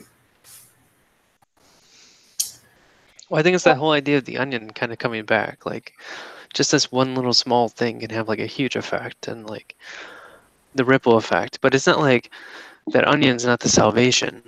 It's just like one little step, because it can become derailed, and the weakness can be found in that onion. You know, it's like trying to kick off the old people that are trying to pull on your legs, like, because we're all interconnected. But like, that little small thing, these little small changes have big impacts, is the whole like point, I think. Yeah, and I think it does end well. It doesn't end positively, but I think with all of Katya's back and forth with her feelings for Mitya, I think that this does end with Katya and Mitya forgiving each other. It does not end with Katya and Grushenka forgiving each other. Right. But I don't think that Katya and Grushenka's interaction negated what Katya and Mitya had just said to each other. Yeah. If that makes any sense. Like, Right. I think that some of that closure was still valid for the two of them. I think she also has, you know, gained some clarity in terms of Ivan. Like, she now seems very committed to him. And I suddenly realized that there's a bit of a parallel here to Dmitri at McCroy. You know, when he sort of finally makes this breakthrough, oh, this woman does love me and we could have a future, but I've just killed a man maybe and ruined everything. And I feel like Katerina's at kind of a similar point where she's kind of just fully made this commitment to Ivan, and maybe brought a resolution with Dmitri, and but she's having this realization of like, let Dmitri go and focus on Ivan right at the moment when he goes into life-threatening brain fever. And now she's not sure she's ever going to get him back, you know? So terrifying McCroy-like moment for her. I feel like she's really in the crucible at this particular moment.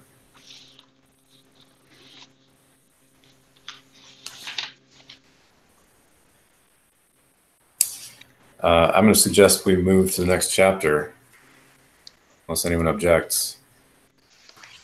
Okay, so Ilyushechka's funeral and the speech at the stone. Wow, what an ending. this is not, and again, I had forgotten how the book ends. I was really surprised when it ended with Ilyushechka's funeral. I was like, we're going back to this character, and this is how Dostoevsky has chosen to wrap up this novel, is back with Alyosha and the kids and the captain. The captain, probably the most unfortunate character in the book. Well, I can. Apart from a lot of competition. This is such a Russian novel.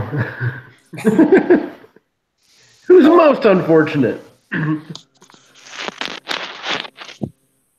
I found this just to be an incredibly heart-wrenching chapter. Just kind of tore me up. I know Melissa and I both today spent some time weeping as we read through it.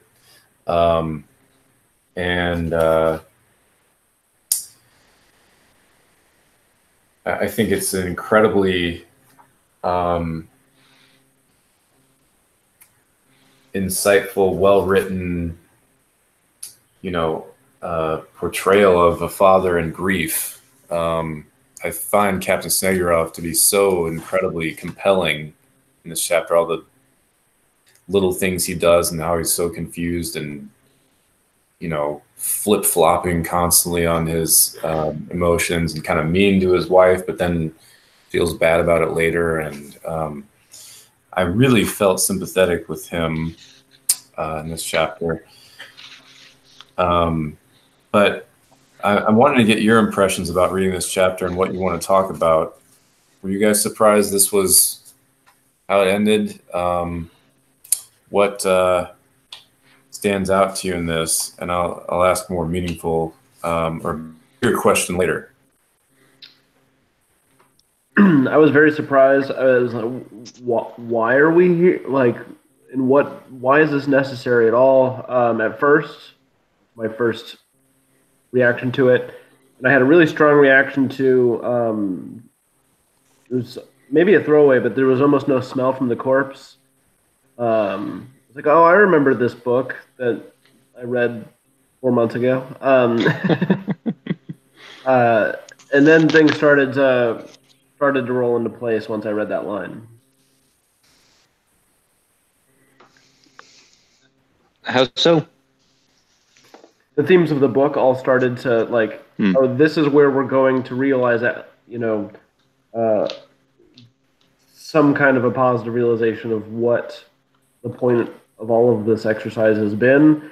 And it ends up, I'm sure we'll get to, Alyosha is the hero of the book in at least some small way, other than, being the steady, decent figure throughout.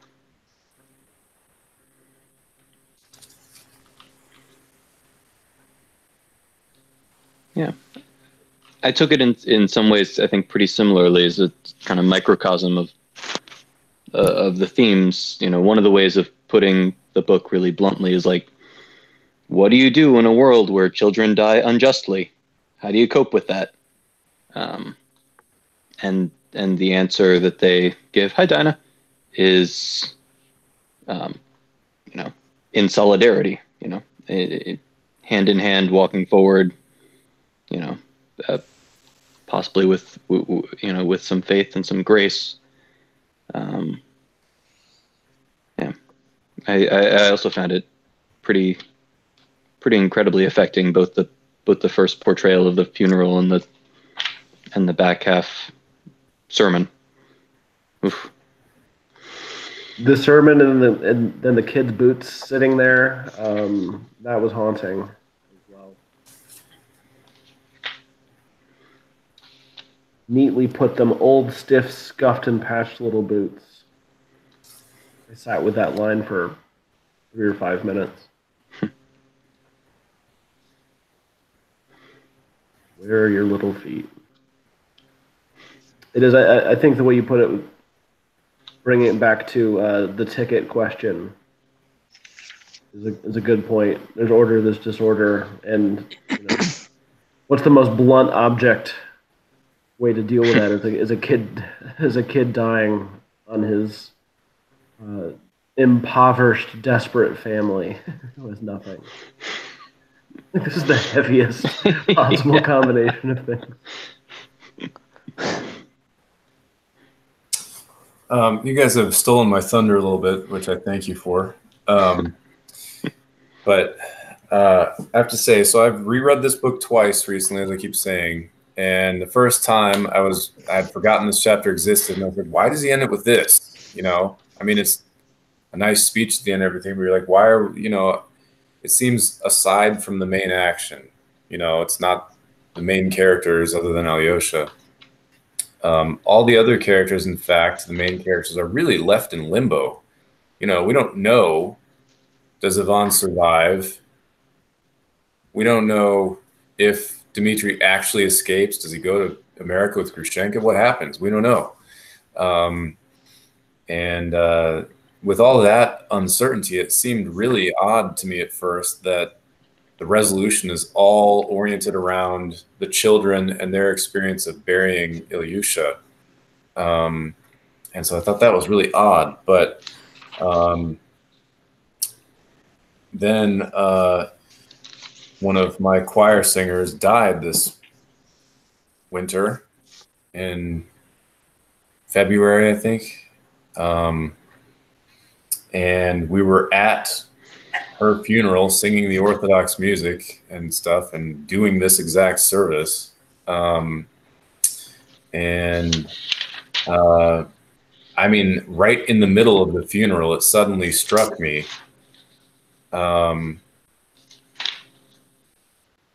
why this is the last chapter in the book, and why this is where it ends. And that's exactly what Jason pointed out, that maybe the biggest question in this book is how are we to conduct our lives in a world full of injustice where children die senselessly, you know, and what should our response be to that? And I suddenly realized this whole chapter is a indirect, non-rational or argumentative, but complete rebuttal to Ivan's rebellion chapter. Or it's, let me put it this way, it's an alternative lived experience in the world of a different answer than returning the ticket. Here you can see Alyosha living out all the principles that he has been taught by his elder, having gathered a group of people around him who have, you know, made a loving and positive impact on this child before he died, so he didn't die embittered and estranged from all his friends. So that there was, you know, some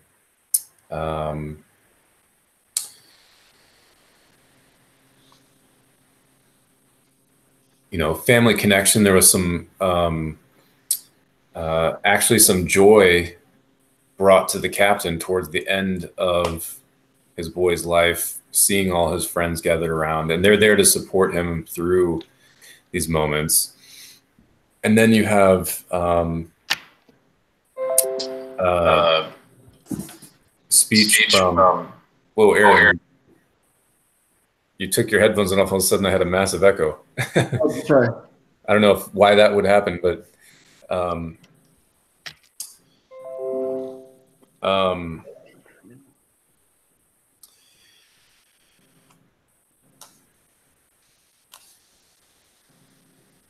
you have several themes echoed from the elder right at the end in Alyosha's speech, one of which is the idea of there's nothing higher or stronger or sounder or more useful afterwards in life than some good memory, especially from childhood, from the parental home. That's something he had gone over before. If I may skip to the very end, if you guys will permit me to quote, you know, the line, Um,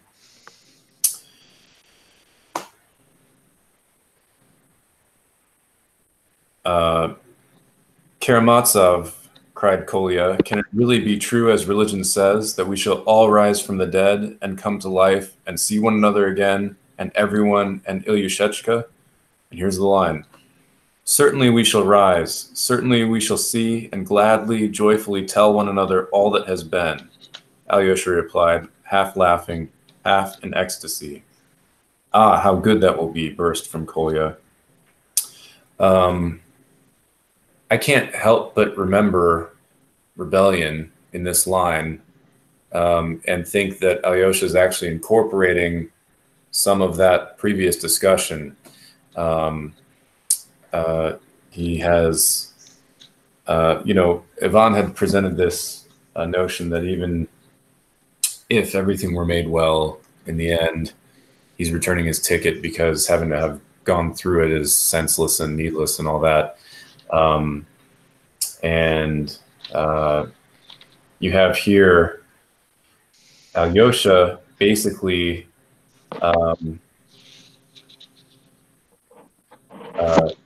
fully embracing that vision of the restoration of, this is senseless, there's been terrible things, but we shall rise, we shall see and gladly, joyfully tell one another all that has been.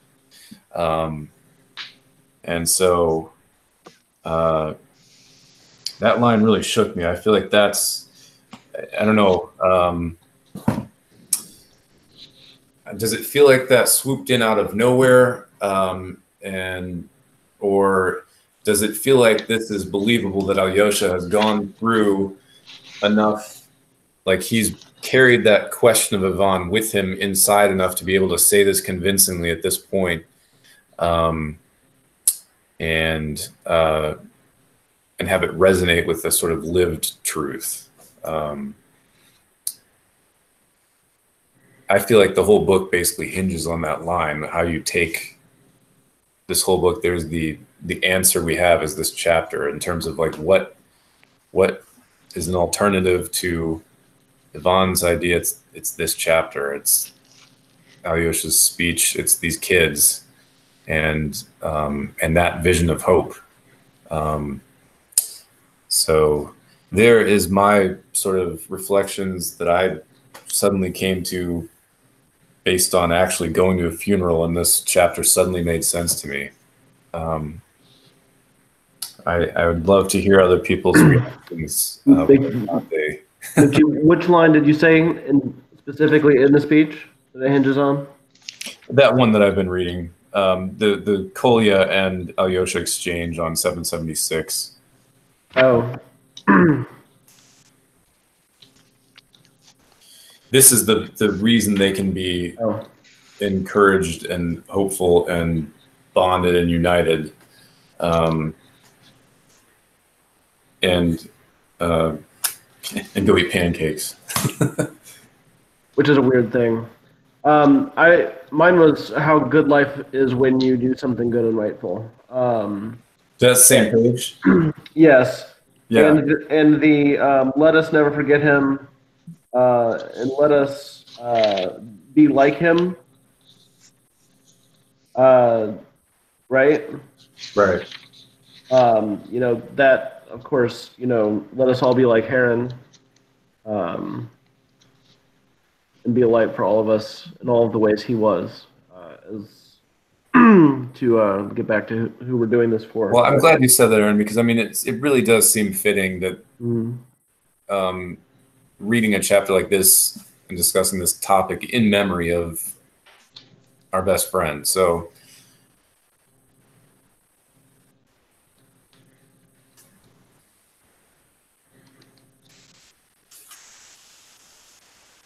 it is believable. It is. I mean, it's.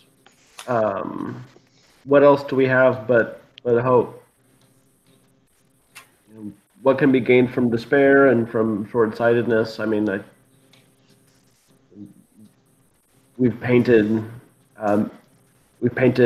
Dmitri, and the brain fever of Ivan is the murder-suicide of Smerdyakov as, the other corner of this. So why not hope?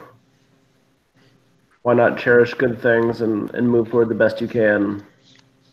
Work hard and be kind. Why be cynical? What is to gain you other than a life of ruin when there's already ruin everywhere else?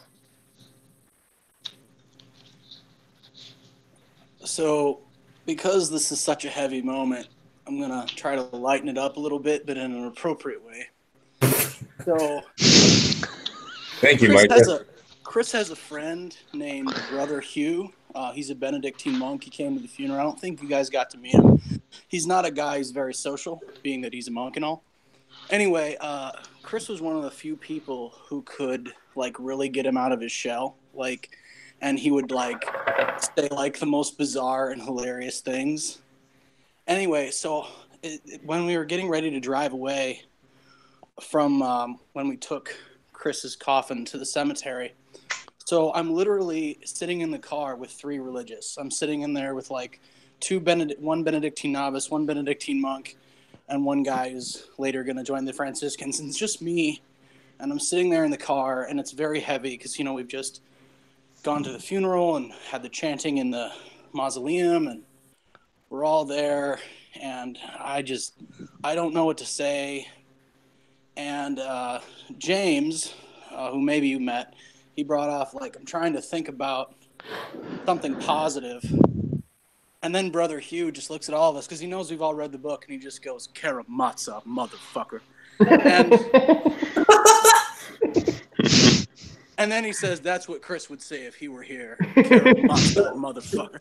And but he also said it. But imagine that this is being said by someone who's got a bass voice as low as James Earl Jones, and also someone who has a speech impediment, who stutters, so he has to say it really slowly. "I know what Chris would say if he were here. Karamazov, motherfucker." So, it's so, yeah. I wasn't sure if that was appropriate for the video, but it's happened now.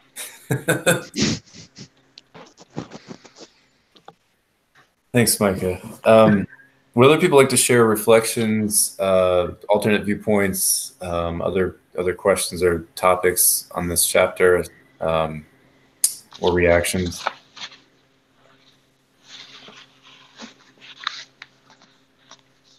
Well, if you want to go to a ripple effect, being summed up, it's and eternally so, all our lives hand in hand. That's at the bottom of 776, nearly the last line. Hurrah for Karamazov. The last line. But how we're all interconnected, and and the biggest hope is that that continues through eternity.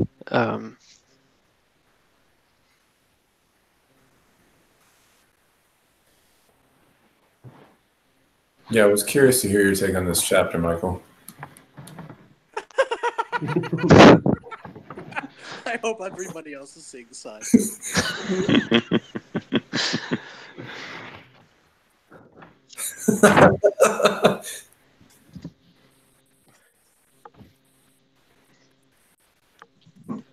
Did you want to add anything else now that you know the Bears are on your side? Well, I think the whole chapter is the whole point of that last line, actually, how we are all interconnected hand in hand, and what's that actually look like? And that whole, if you want to put Alyosha as a mini elder, he's kind of created his little monastery with these little guys that he's all brought together, and created this new cohort that is redemptive, and this is what it looks like when we all live our lives hand in hand with each other, and we all go to each other's funerals, and we don't hate each other anymore, and we do different things. We're not this is the purest, and it's only through children. The adults are all messed up already, so it's you gotta it takes me back to the Gospels, the kingdom of heaven is made up of children. People like children. Don't hinder them from coming to me. That's paraphrased, of course, but same idea. It's children have something pure in them, and when you could see this like lived out within this childhood group about how children deal with suffering versus how adults deal with suffering. I think that's a huge cogent point. Like, Oh, that's a good point.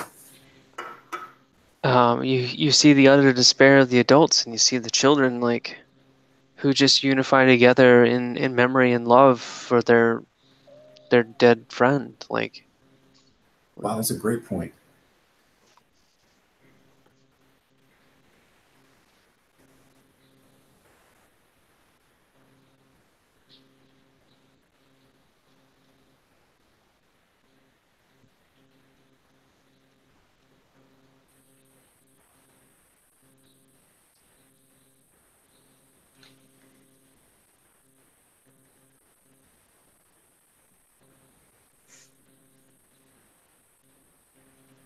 I'm going to call you guys out by name. Melissa, do you have any thoughts to share on this chapter? I don't know. I'm frustrated. I loved reading this. I'm just getting so tired. I'm not sure I have anything articulate to say. Was anyone upset at or totally dissatisfied with this chapter? Because I can see that being a reaction, and I kind of had that the first time. So you know, like, you don't have to be all be on Team Hurrah Karamazov here.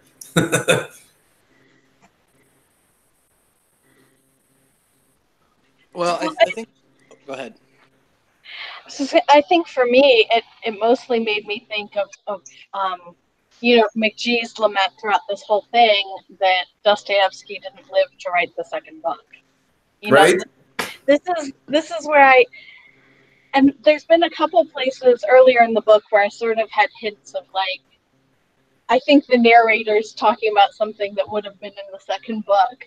But here at the end, especially when Alyosha says, let's all remember each other and be together, even if we don't see each other for 20 or 30 years, made me think like, I bet this group of kids comes back at least once, even if it's like a side plot again. I bet this group of kids comes back in the second book if it had been written.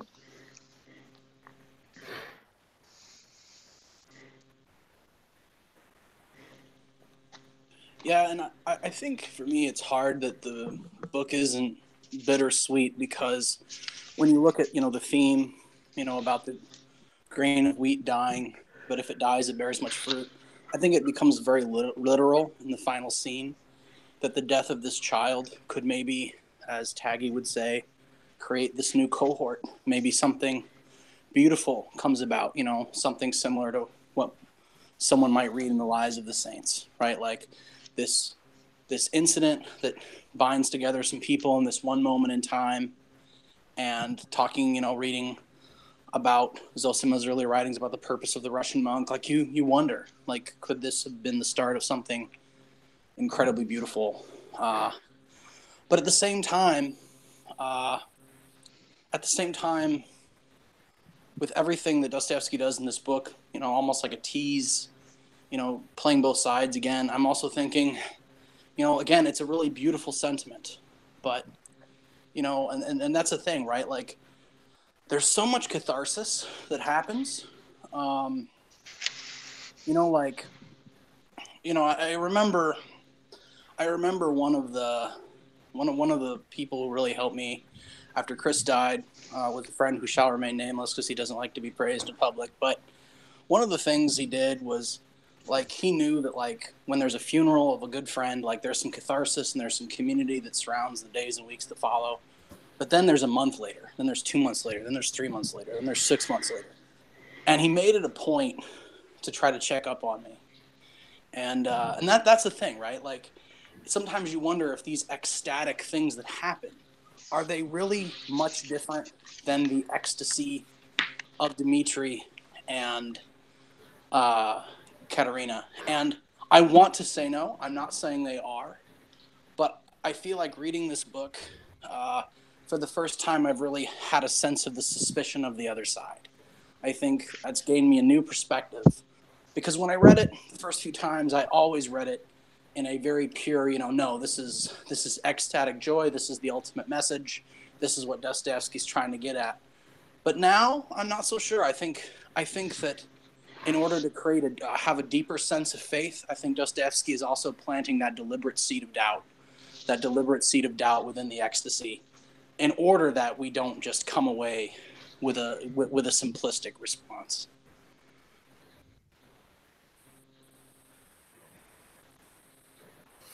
That might be hinted at in the speech of Alyosha a little bit in those side comments of like, even if we become bad, let's never forget this moment. Or if we, I think there's a little hint of that possible trajectory of volume 2, as well. But it seems like this is the seed that's planted that's supposed to be the ultimate, victory or whatever, the powerful kernel. I'm glad you actually mentioned the epigraph, because I wanted to ask that question. Like, now that we've read the whole book, does the verse make sense? Like, does that verse, except a corn of wheat fall to the ground and die, it abideth alone, but if it die, it beareth much fruit. Does that make sense in this book? Have we seen that happen? Is that brought together in the end here? I just was wondering about that. Throughout the whole book, every now and then I think, what could that mean? Does it fit the book, I guess? Is that the message of the book? I don't know.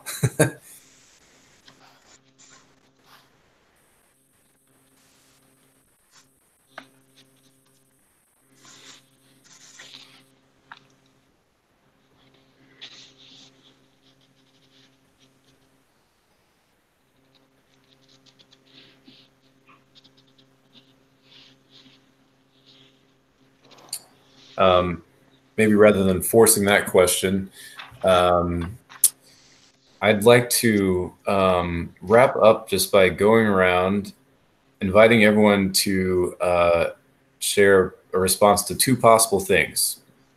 Pass, you don't have to do any of this, but one would be, is there a standout scene or memory or message that you have picked up from this book that stuck with you? Is there something what are you taking from this, I guess? Or favorite moments. And number 2, if you're writing the epilogue to the epilogue, what do you think happens next?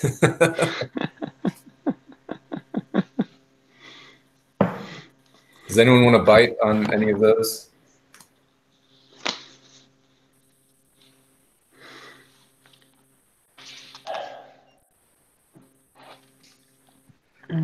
I could bite, man, but y'all gotta sleep. I don't know how I'd stop.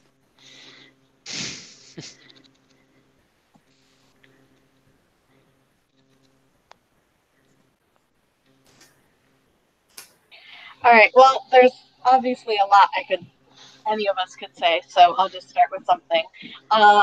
Number 1, probably biggest takeaway is people are super complex. Like, fitting people into simplistic, like, rom-com narratives or mystery narratives or all these, like, different ways that we're used to our fiction happening is not as realistic as examining the complexity of people. And then 2, I don't know about epilogue to the epilogue, but some of my thoughts for if there was a second book. I think that this book examines kind of how Alyosha left the monastery for a time, as Zosima told him to like go walk in the world for a while. So I think the second book would follow Alyosha as he walks in the world, and hopefully would tell us a little bit about what happened to the other brothers, and hopefully would come back to this group of kids at some point. I don't know exactly how, but those are my thoughts on that. All right, I'll go next. For me, what I take away is that there is an alternative to cynicism, that we can present a lot of questions. We can't get answers. Other humans, I agree with Jenny, are complex, and we have to interact with them, and we can't control them, and we can't control if our kid gets sick, and we can't control if our father's a drunk. But what we can do, and I mean, this can be, an Orthodox thing, it can be in any kind of Christian thing, it can be an anybody thing without religion, I think, is we can hope, we can band together, we can be kind. In a sometimes cruel existence. The sequel, I'm going to call it the sequel because I'm thinking Hollywood here. Got to make sure that all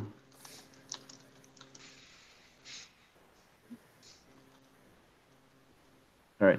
Got to make sure that, again, whoever's typing, could you mute or not type or something? I can't multitask.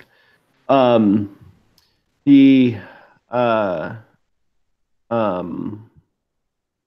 sequel should be, I know what it should be. I got it. Madame Koklikov,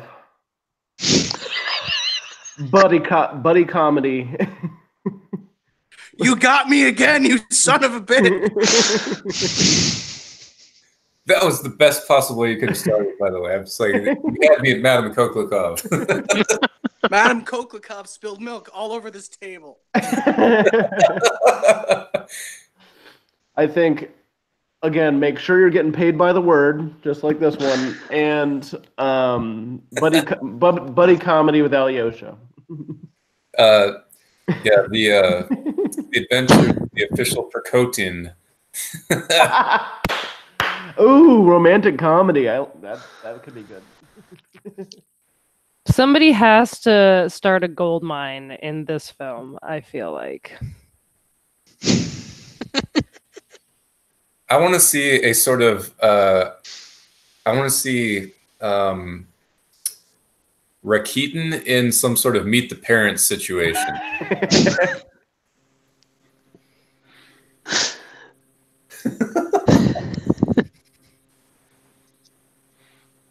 Sorry to whoever was typing. I didn't mean to be rude. I just No, it's all good. oh. Whose parents is Rakitin meeting?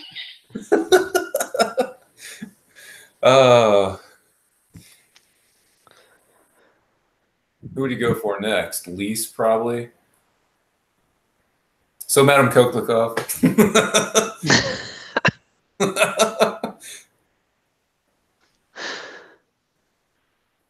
Sorry for that. So, as I've mentioned a few times, Chris and I, we did a presentation on this book for our class, and so this, I think, if I was going to put an epilogue to or epigraph to the epigraph, epilogue to the epilogue, here's a quote from that, and this is the well, you know what? I'm not going to prologue anymore because this is just amazing shit. The sign of love is the sign of weakness. A baby wrapped in swaddling clothes and lying in a manger. This vulnerability is the glory of God, the peace of the world, and the goodwill of all men.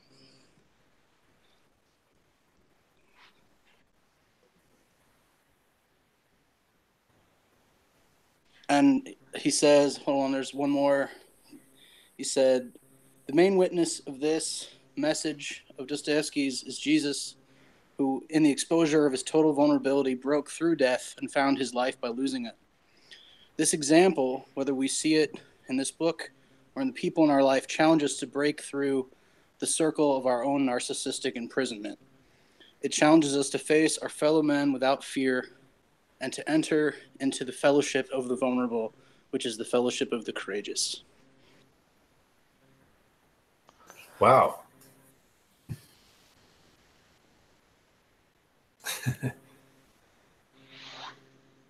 Yeah, who wants to go next? That's tough to follow. But I will say that coming at this book from a philosophy perspective, I'm so used to ethical questions being framed as what should you do, or trying to figure out the right thing to do in a situation. And what's remarkable about this, the perspective of this book, one of the many things that's remarkable, is that it feels like that question is like in for almost all of these characters, like dispensed with immediately, like sometimes explicitly, sometimes not. But like for most of these characters, they know what they ought to do. They know what they ought to be doing in any particular situation. Zosima says it to Fyodor, like in chapter 1. He's like, you know what you ought to be doing. Don't lie so much. Don't drink. Lend a little bit less money at less usurious rates. And the interesting question ends up being like, why don't we do that for ourselves and for each other? And the answer throughout has something to do with the way that we would rather punish ourselves for continuing to be wretched rather than try to do better, and the reasons that we have for that.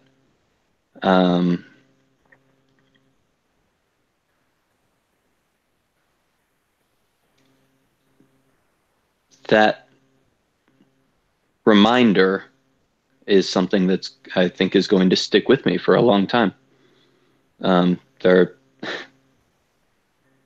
Again, as a philosopher, I love the question of like, what's the right thing to do? The question of why don't we do it is usually more important. And sequel, it's definitely Dmitri and Grushenka in America. It's 1880s The Americans, but they're way worse at disguises and accents.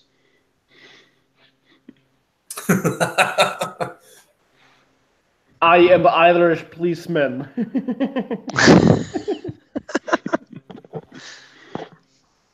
Well, he's supposed to go find Last of the Mohicans, so I'm not quite sure.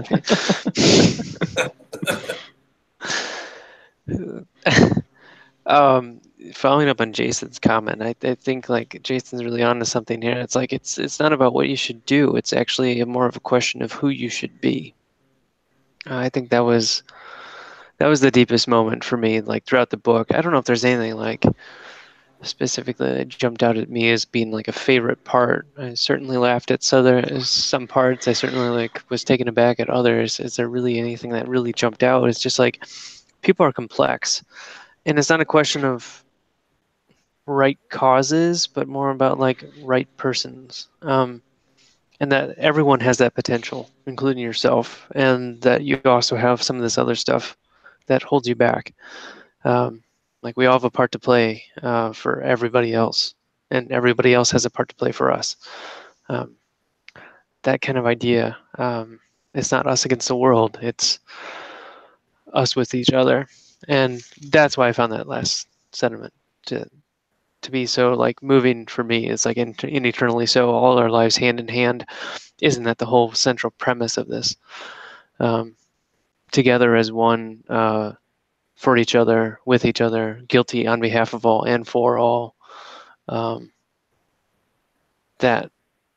I think that was the biggest part. Now, is there a sequel? I don't know if you could actually make a sequel to this book. I'm just going to say, like, I would totally respect no sequel at all. I think, like, the best movies I've ever seen are the ones that you really want a sequel, but there is none. Like The Matrix. Yeah. No. Jurassic Park. Oh, that's that up too.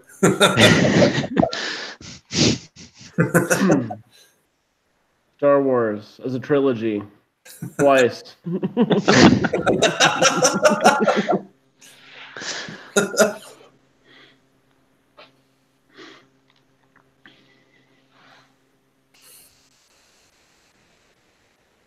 Well, I feel like it's kind of hard to wrap up because I've read this book so many times.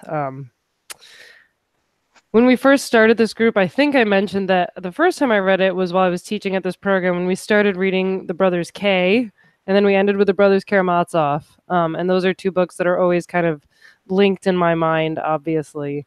And years later, when I was back and teaching at this program, they were books I really loved, along with a handful of others. And the students just kept asking me, dude, why do you always like the books that are really dark and sad and dealing with the problem of evil? And like, why do you always like those books?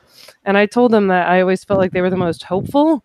I think I'm framing this in response to, I love the ideas in these books, but I think the books that like latch into my soul and I can't let go of are ones that take me through some sort of trajectory or emotion, right? Like that's why they aren't like, I love the philosophy in them, but it's also the way they walk me down into some of these darkest moments and then bring me back up. And they're the only books that I really respect and find truly hopeful, because a book that's just like, yay, the world, like does not square with my experience at all.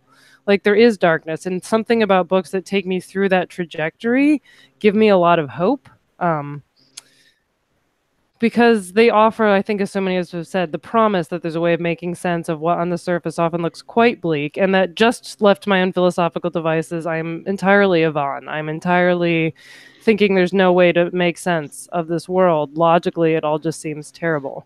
And so that's where, like, going back, I was a little sad we rushed past the verily, verily, unless the corn grain, whatever, falls, just because I was mulling it over, and I do think that's the whole theme of the book, and I think it's really fitting that we're like wrapping up reading this right before Easter Pascha, because it's like that's the story of Christianity, right? But in some way it's become so, it's hard to feel it.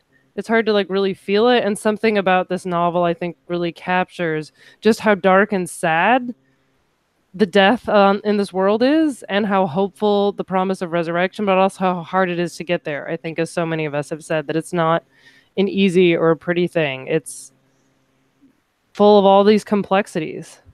So those are some of the things that I think I take away.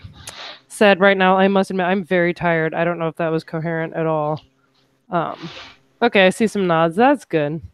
And I'm with Taggy on this one. Like I'm sad Dostoevsky died, but I'm kind of relieved there's not a sequel, because some of the rumors I'd heard in the literary circles about where the sequel were going to go sounded kind of wild, and I love the ending of this book as it is.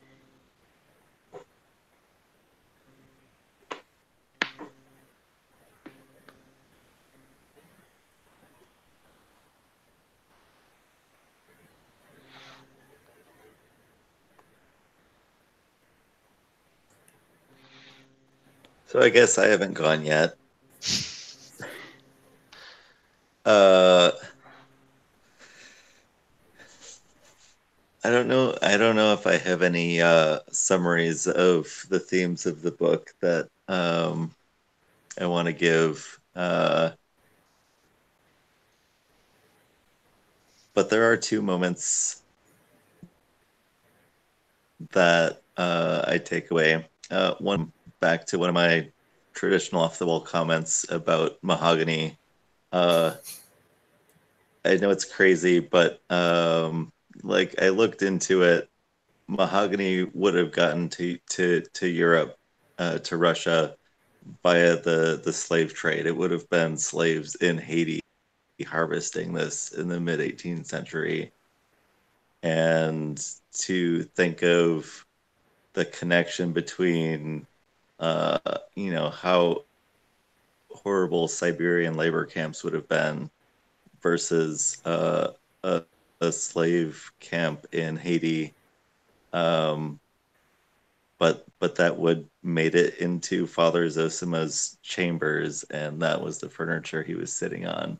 It's a very hidden suffering in this book that I mean, it's just one line, it's just one word actually, but it was to me, as somebody who loves naturalism, who thinks about where plants come from, it was so out of place to me that I had to figure out why it was there. And there's such a dark history to that. I don't think it has anything to do with the themes of the book, but it really stuck with me. And the other was if I can just interpolate for a second and say that I think it has everything to do with the themes of the book. In that, I think those words that were guilty for all and before all are only sound more prophetic in light of global markets and you know, the kind of absolutely hidden repercussions of our everyday decisions.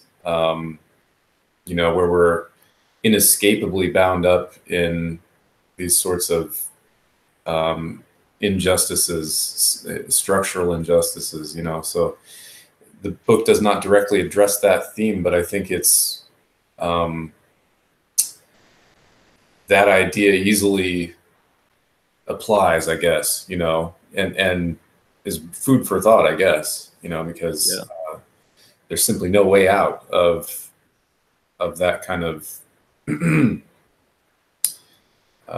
we talked about this a little bit while you were here, actually. I think, you know, about trying to make responsible decisions, and it just gets overwhelming. Purchasing decisions, you're simply unable to extricate yourself from this web. I'm sorry if I derailed your point. I thought that was very apt. Thank you. I appreciate you validating that thought. So your second point. One of my favorite moments of the book was when Alyosha met Grushenka and they talked about the onion, but it just seemed like a very genuine moment of you know, two very different people encountering each other, but having this moment of real positive connection and wanting to make each other's lives better. And it was just a really positive, uplifting moment. And I felt like it was just a good like heartwarming moment, and you know, kind of spoke to the redeemability of anybody. Yeah, we had some internet connection problems while you were talking, and I'm not sure which characters you were and scene you were referring to. I heard everything about your feelings. I just didn't hear which scene. Me too. When Alyosha met Grushenka for the first time. Ah. And the onion. Right. Yeah, the onion, yeah.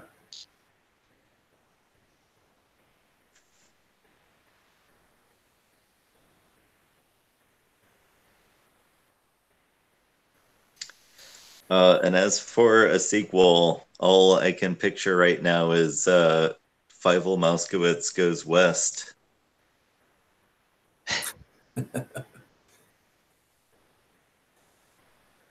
That's hilarious because my sister and I just rewatched that a couple weeks ago on Netflix. Somewhere out. Everybody, I literally just found the VHS of that today. Like, I was cleaning up like the basement and I found that VHS tape. So like, I'm having this weird deja vu moment. That song always made me cry so much as a kid. I didn't even know why. McGee can attest to this. I still find like so much music sentimental, and I'll be crying. He's like, it's not even sad. That one is sad though, but still. My band in college played it. It was awesome. Did you cry? Every time. Yeah. Okay. Good.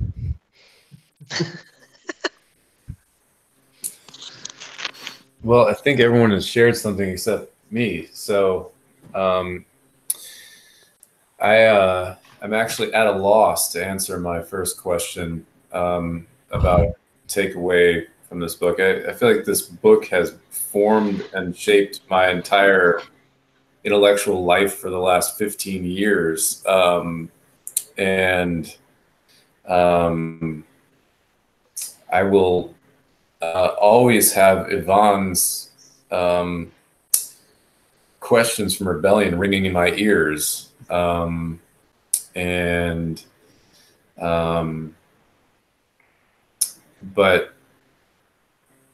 think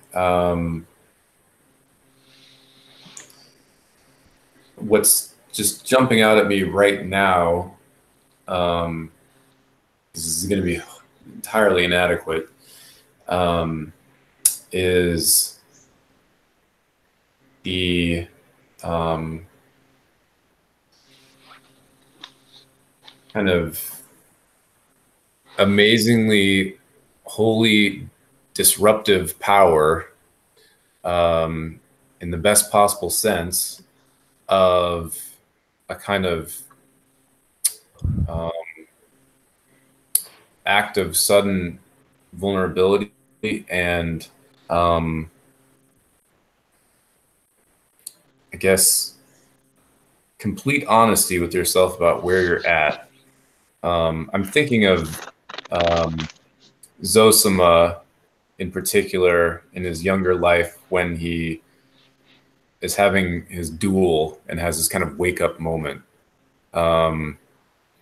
and realizes that he has been blind to how he's been mistreating someone, you know, and in just suddenly asking for forgiveness with one person, it starts a chain reaction that allows him to become a gift to a lot of people.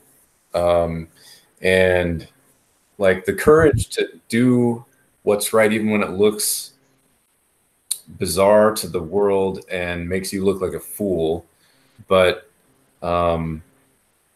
is actually maybe one of the first genuine things you've done. That really strikes me, and how that ripples through, and he ends up being able to connect with this other guy who's really suffering from his conscience. I want to do this in my life. You know, all the places I'm hiding from myself where I just thirst for that kind of awakening, I guess. And also, I think what strikes me is the incredible power of a little bit of attention and kindness to become a huge gift to someone else. And you see, as David mentioned, that first meeting with Grushenka, that goes both ways for Alyosha and Grushenka, who are so kind of suddenly surprised by a gift they receive. And, you know, so to Jason's question of like, why don't I do things, or Michael's, you know, not what should we do, but who should we be? That's kind of the question I'm sitting here asking. Like, reading through this whole book, who do I want to be, you know? Well, you know, I'm, because I'm torn both ways. I'm tempted by despair and anger at injustice and things aren't right, and why should I, you know, be part of this unjust divine order or whatever. But I think when you've seen and come to believe the real possibility of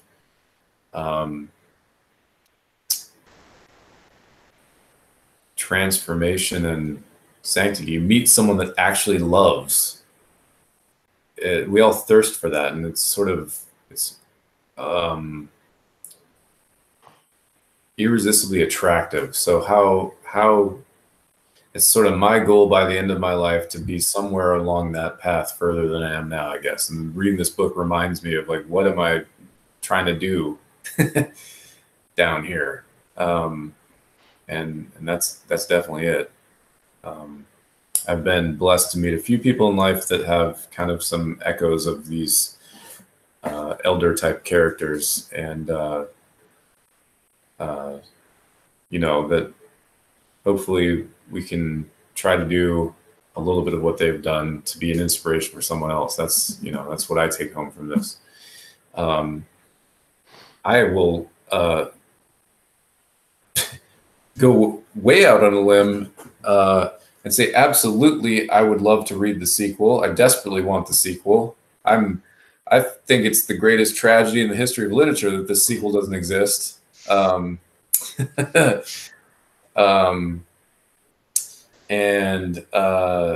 as far as what would be in that, I would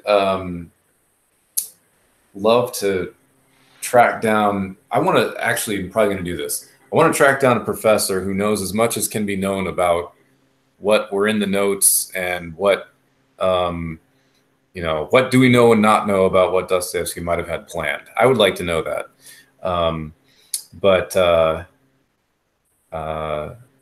Just my impressions of the sequel, I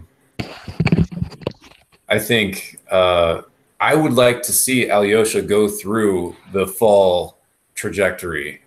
I would like to see him really wrestle with life in the world. I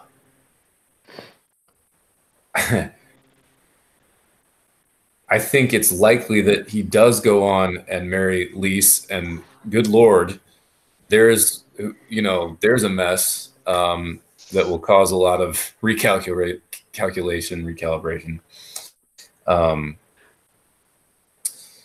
I hope Yvonne survives. And I would be really curious to talk with him after he comes conscious again. I think that's one of the things that I really want to hear more from Yvonne after this whole thing. So I think that's one of the big disappointments is where is he at?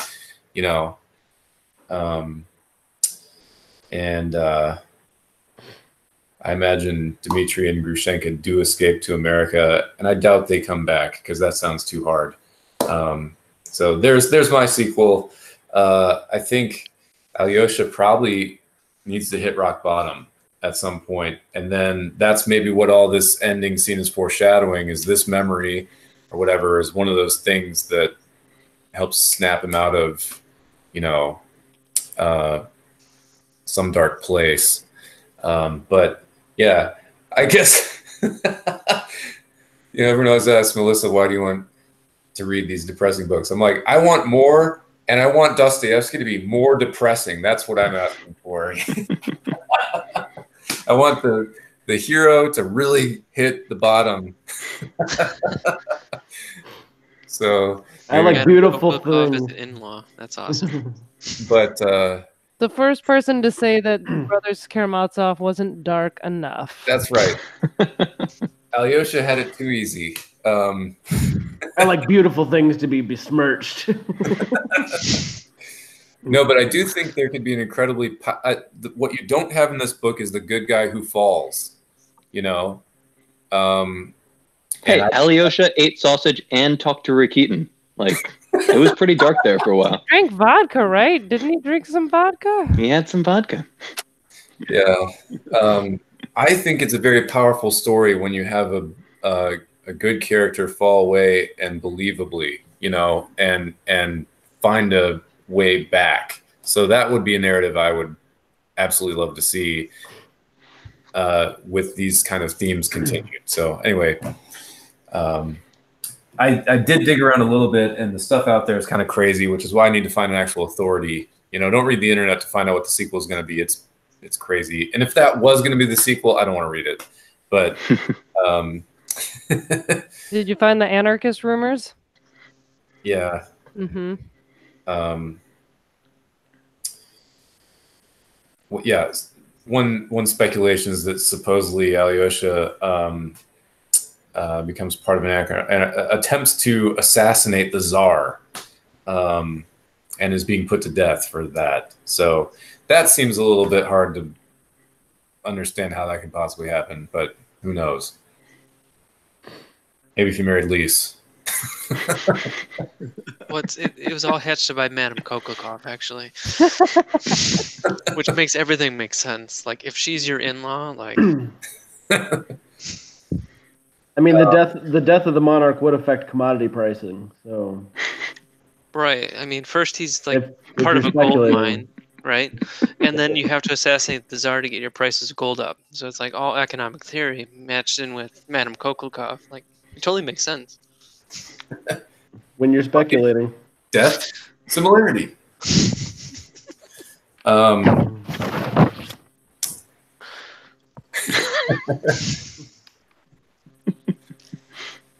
Well, I feel like we've formed our own little, you know, Karamazov and the kids group here, reading this book. So I want to thank everyone for being a part of this. It's been one of the best things I've done in the last several years, and I hope you've enjoyed it as much as I have. We will certainly continue somehow, but after taking a break. So we've discussed some ideas for that. I think everyone seems interested to do some more in the future, so I think we will, but maybe some smaller things for a while. Take a break for a while first. Stay tuned, I guess. I guess we'll say goodbye and thank you. We just read the great novel, the great Russian novel. It's been a journey. Thanks, guys. Really, you brought one of my dreams true. So I couldn't be more delighted to have you all. Thanks for making this possible. Look forward to doing some more. I will end our Brothers Karamazov broadcast for good.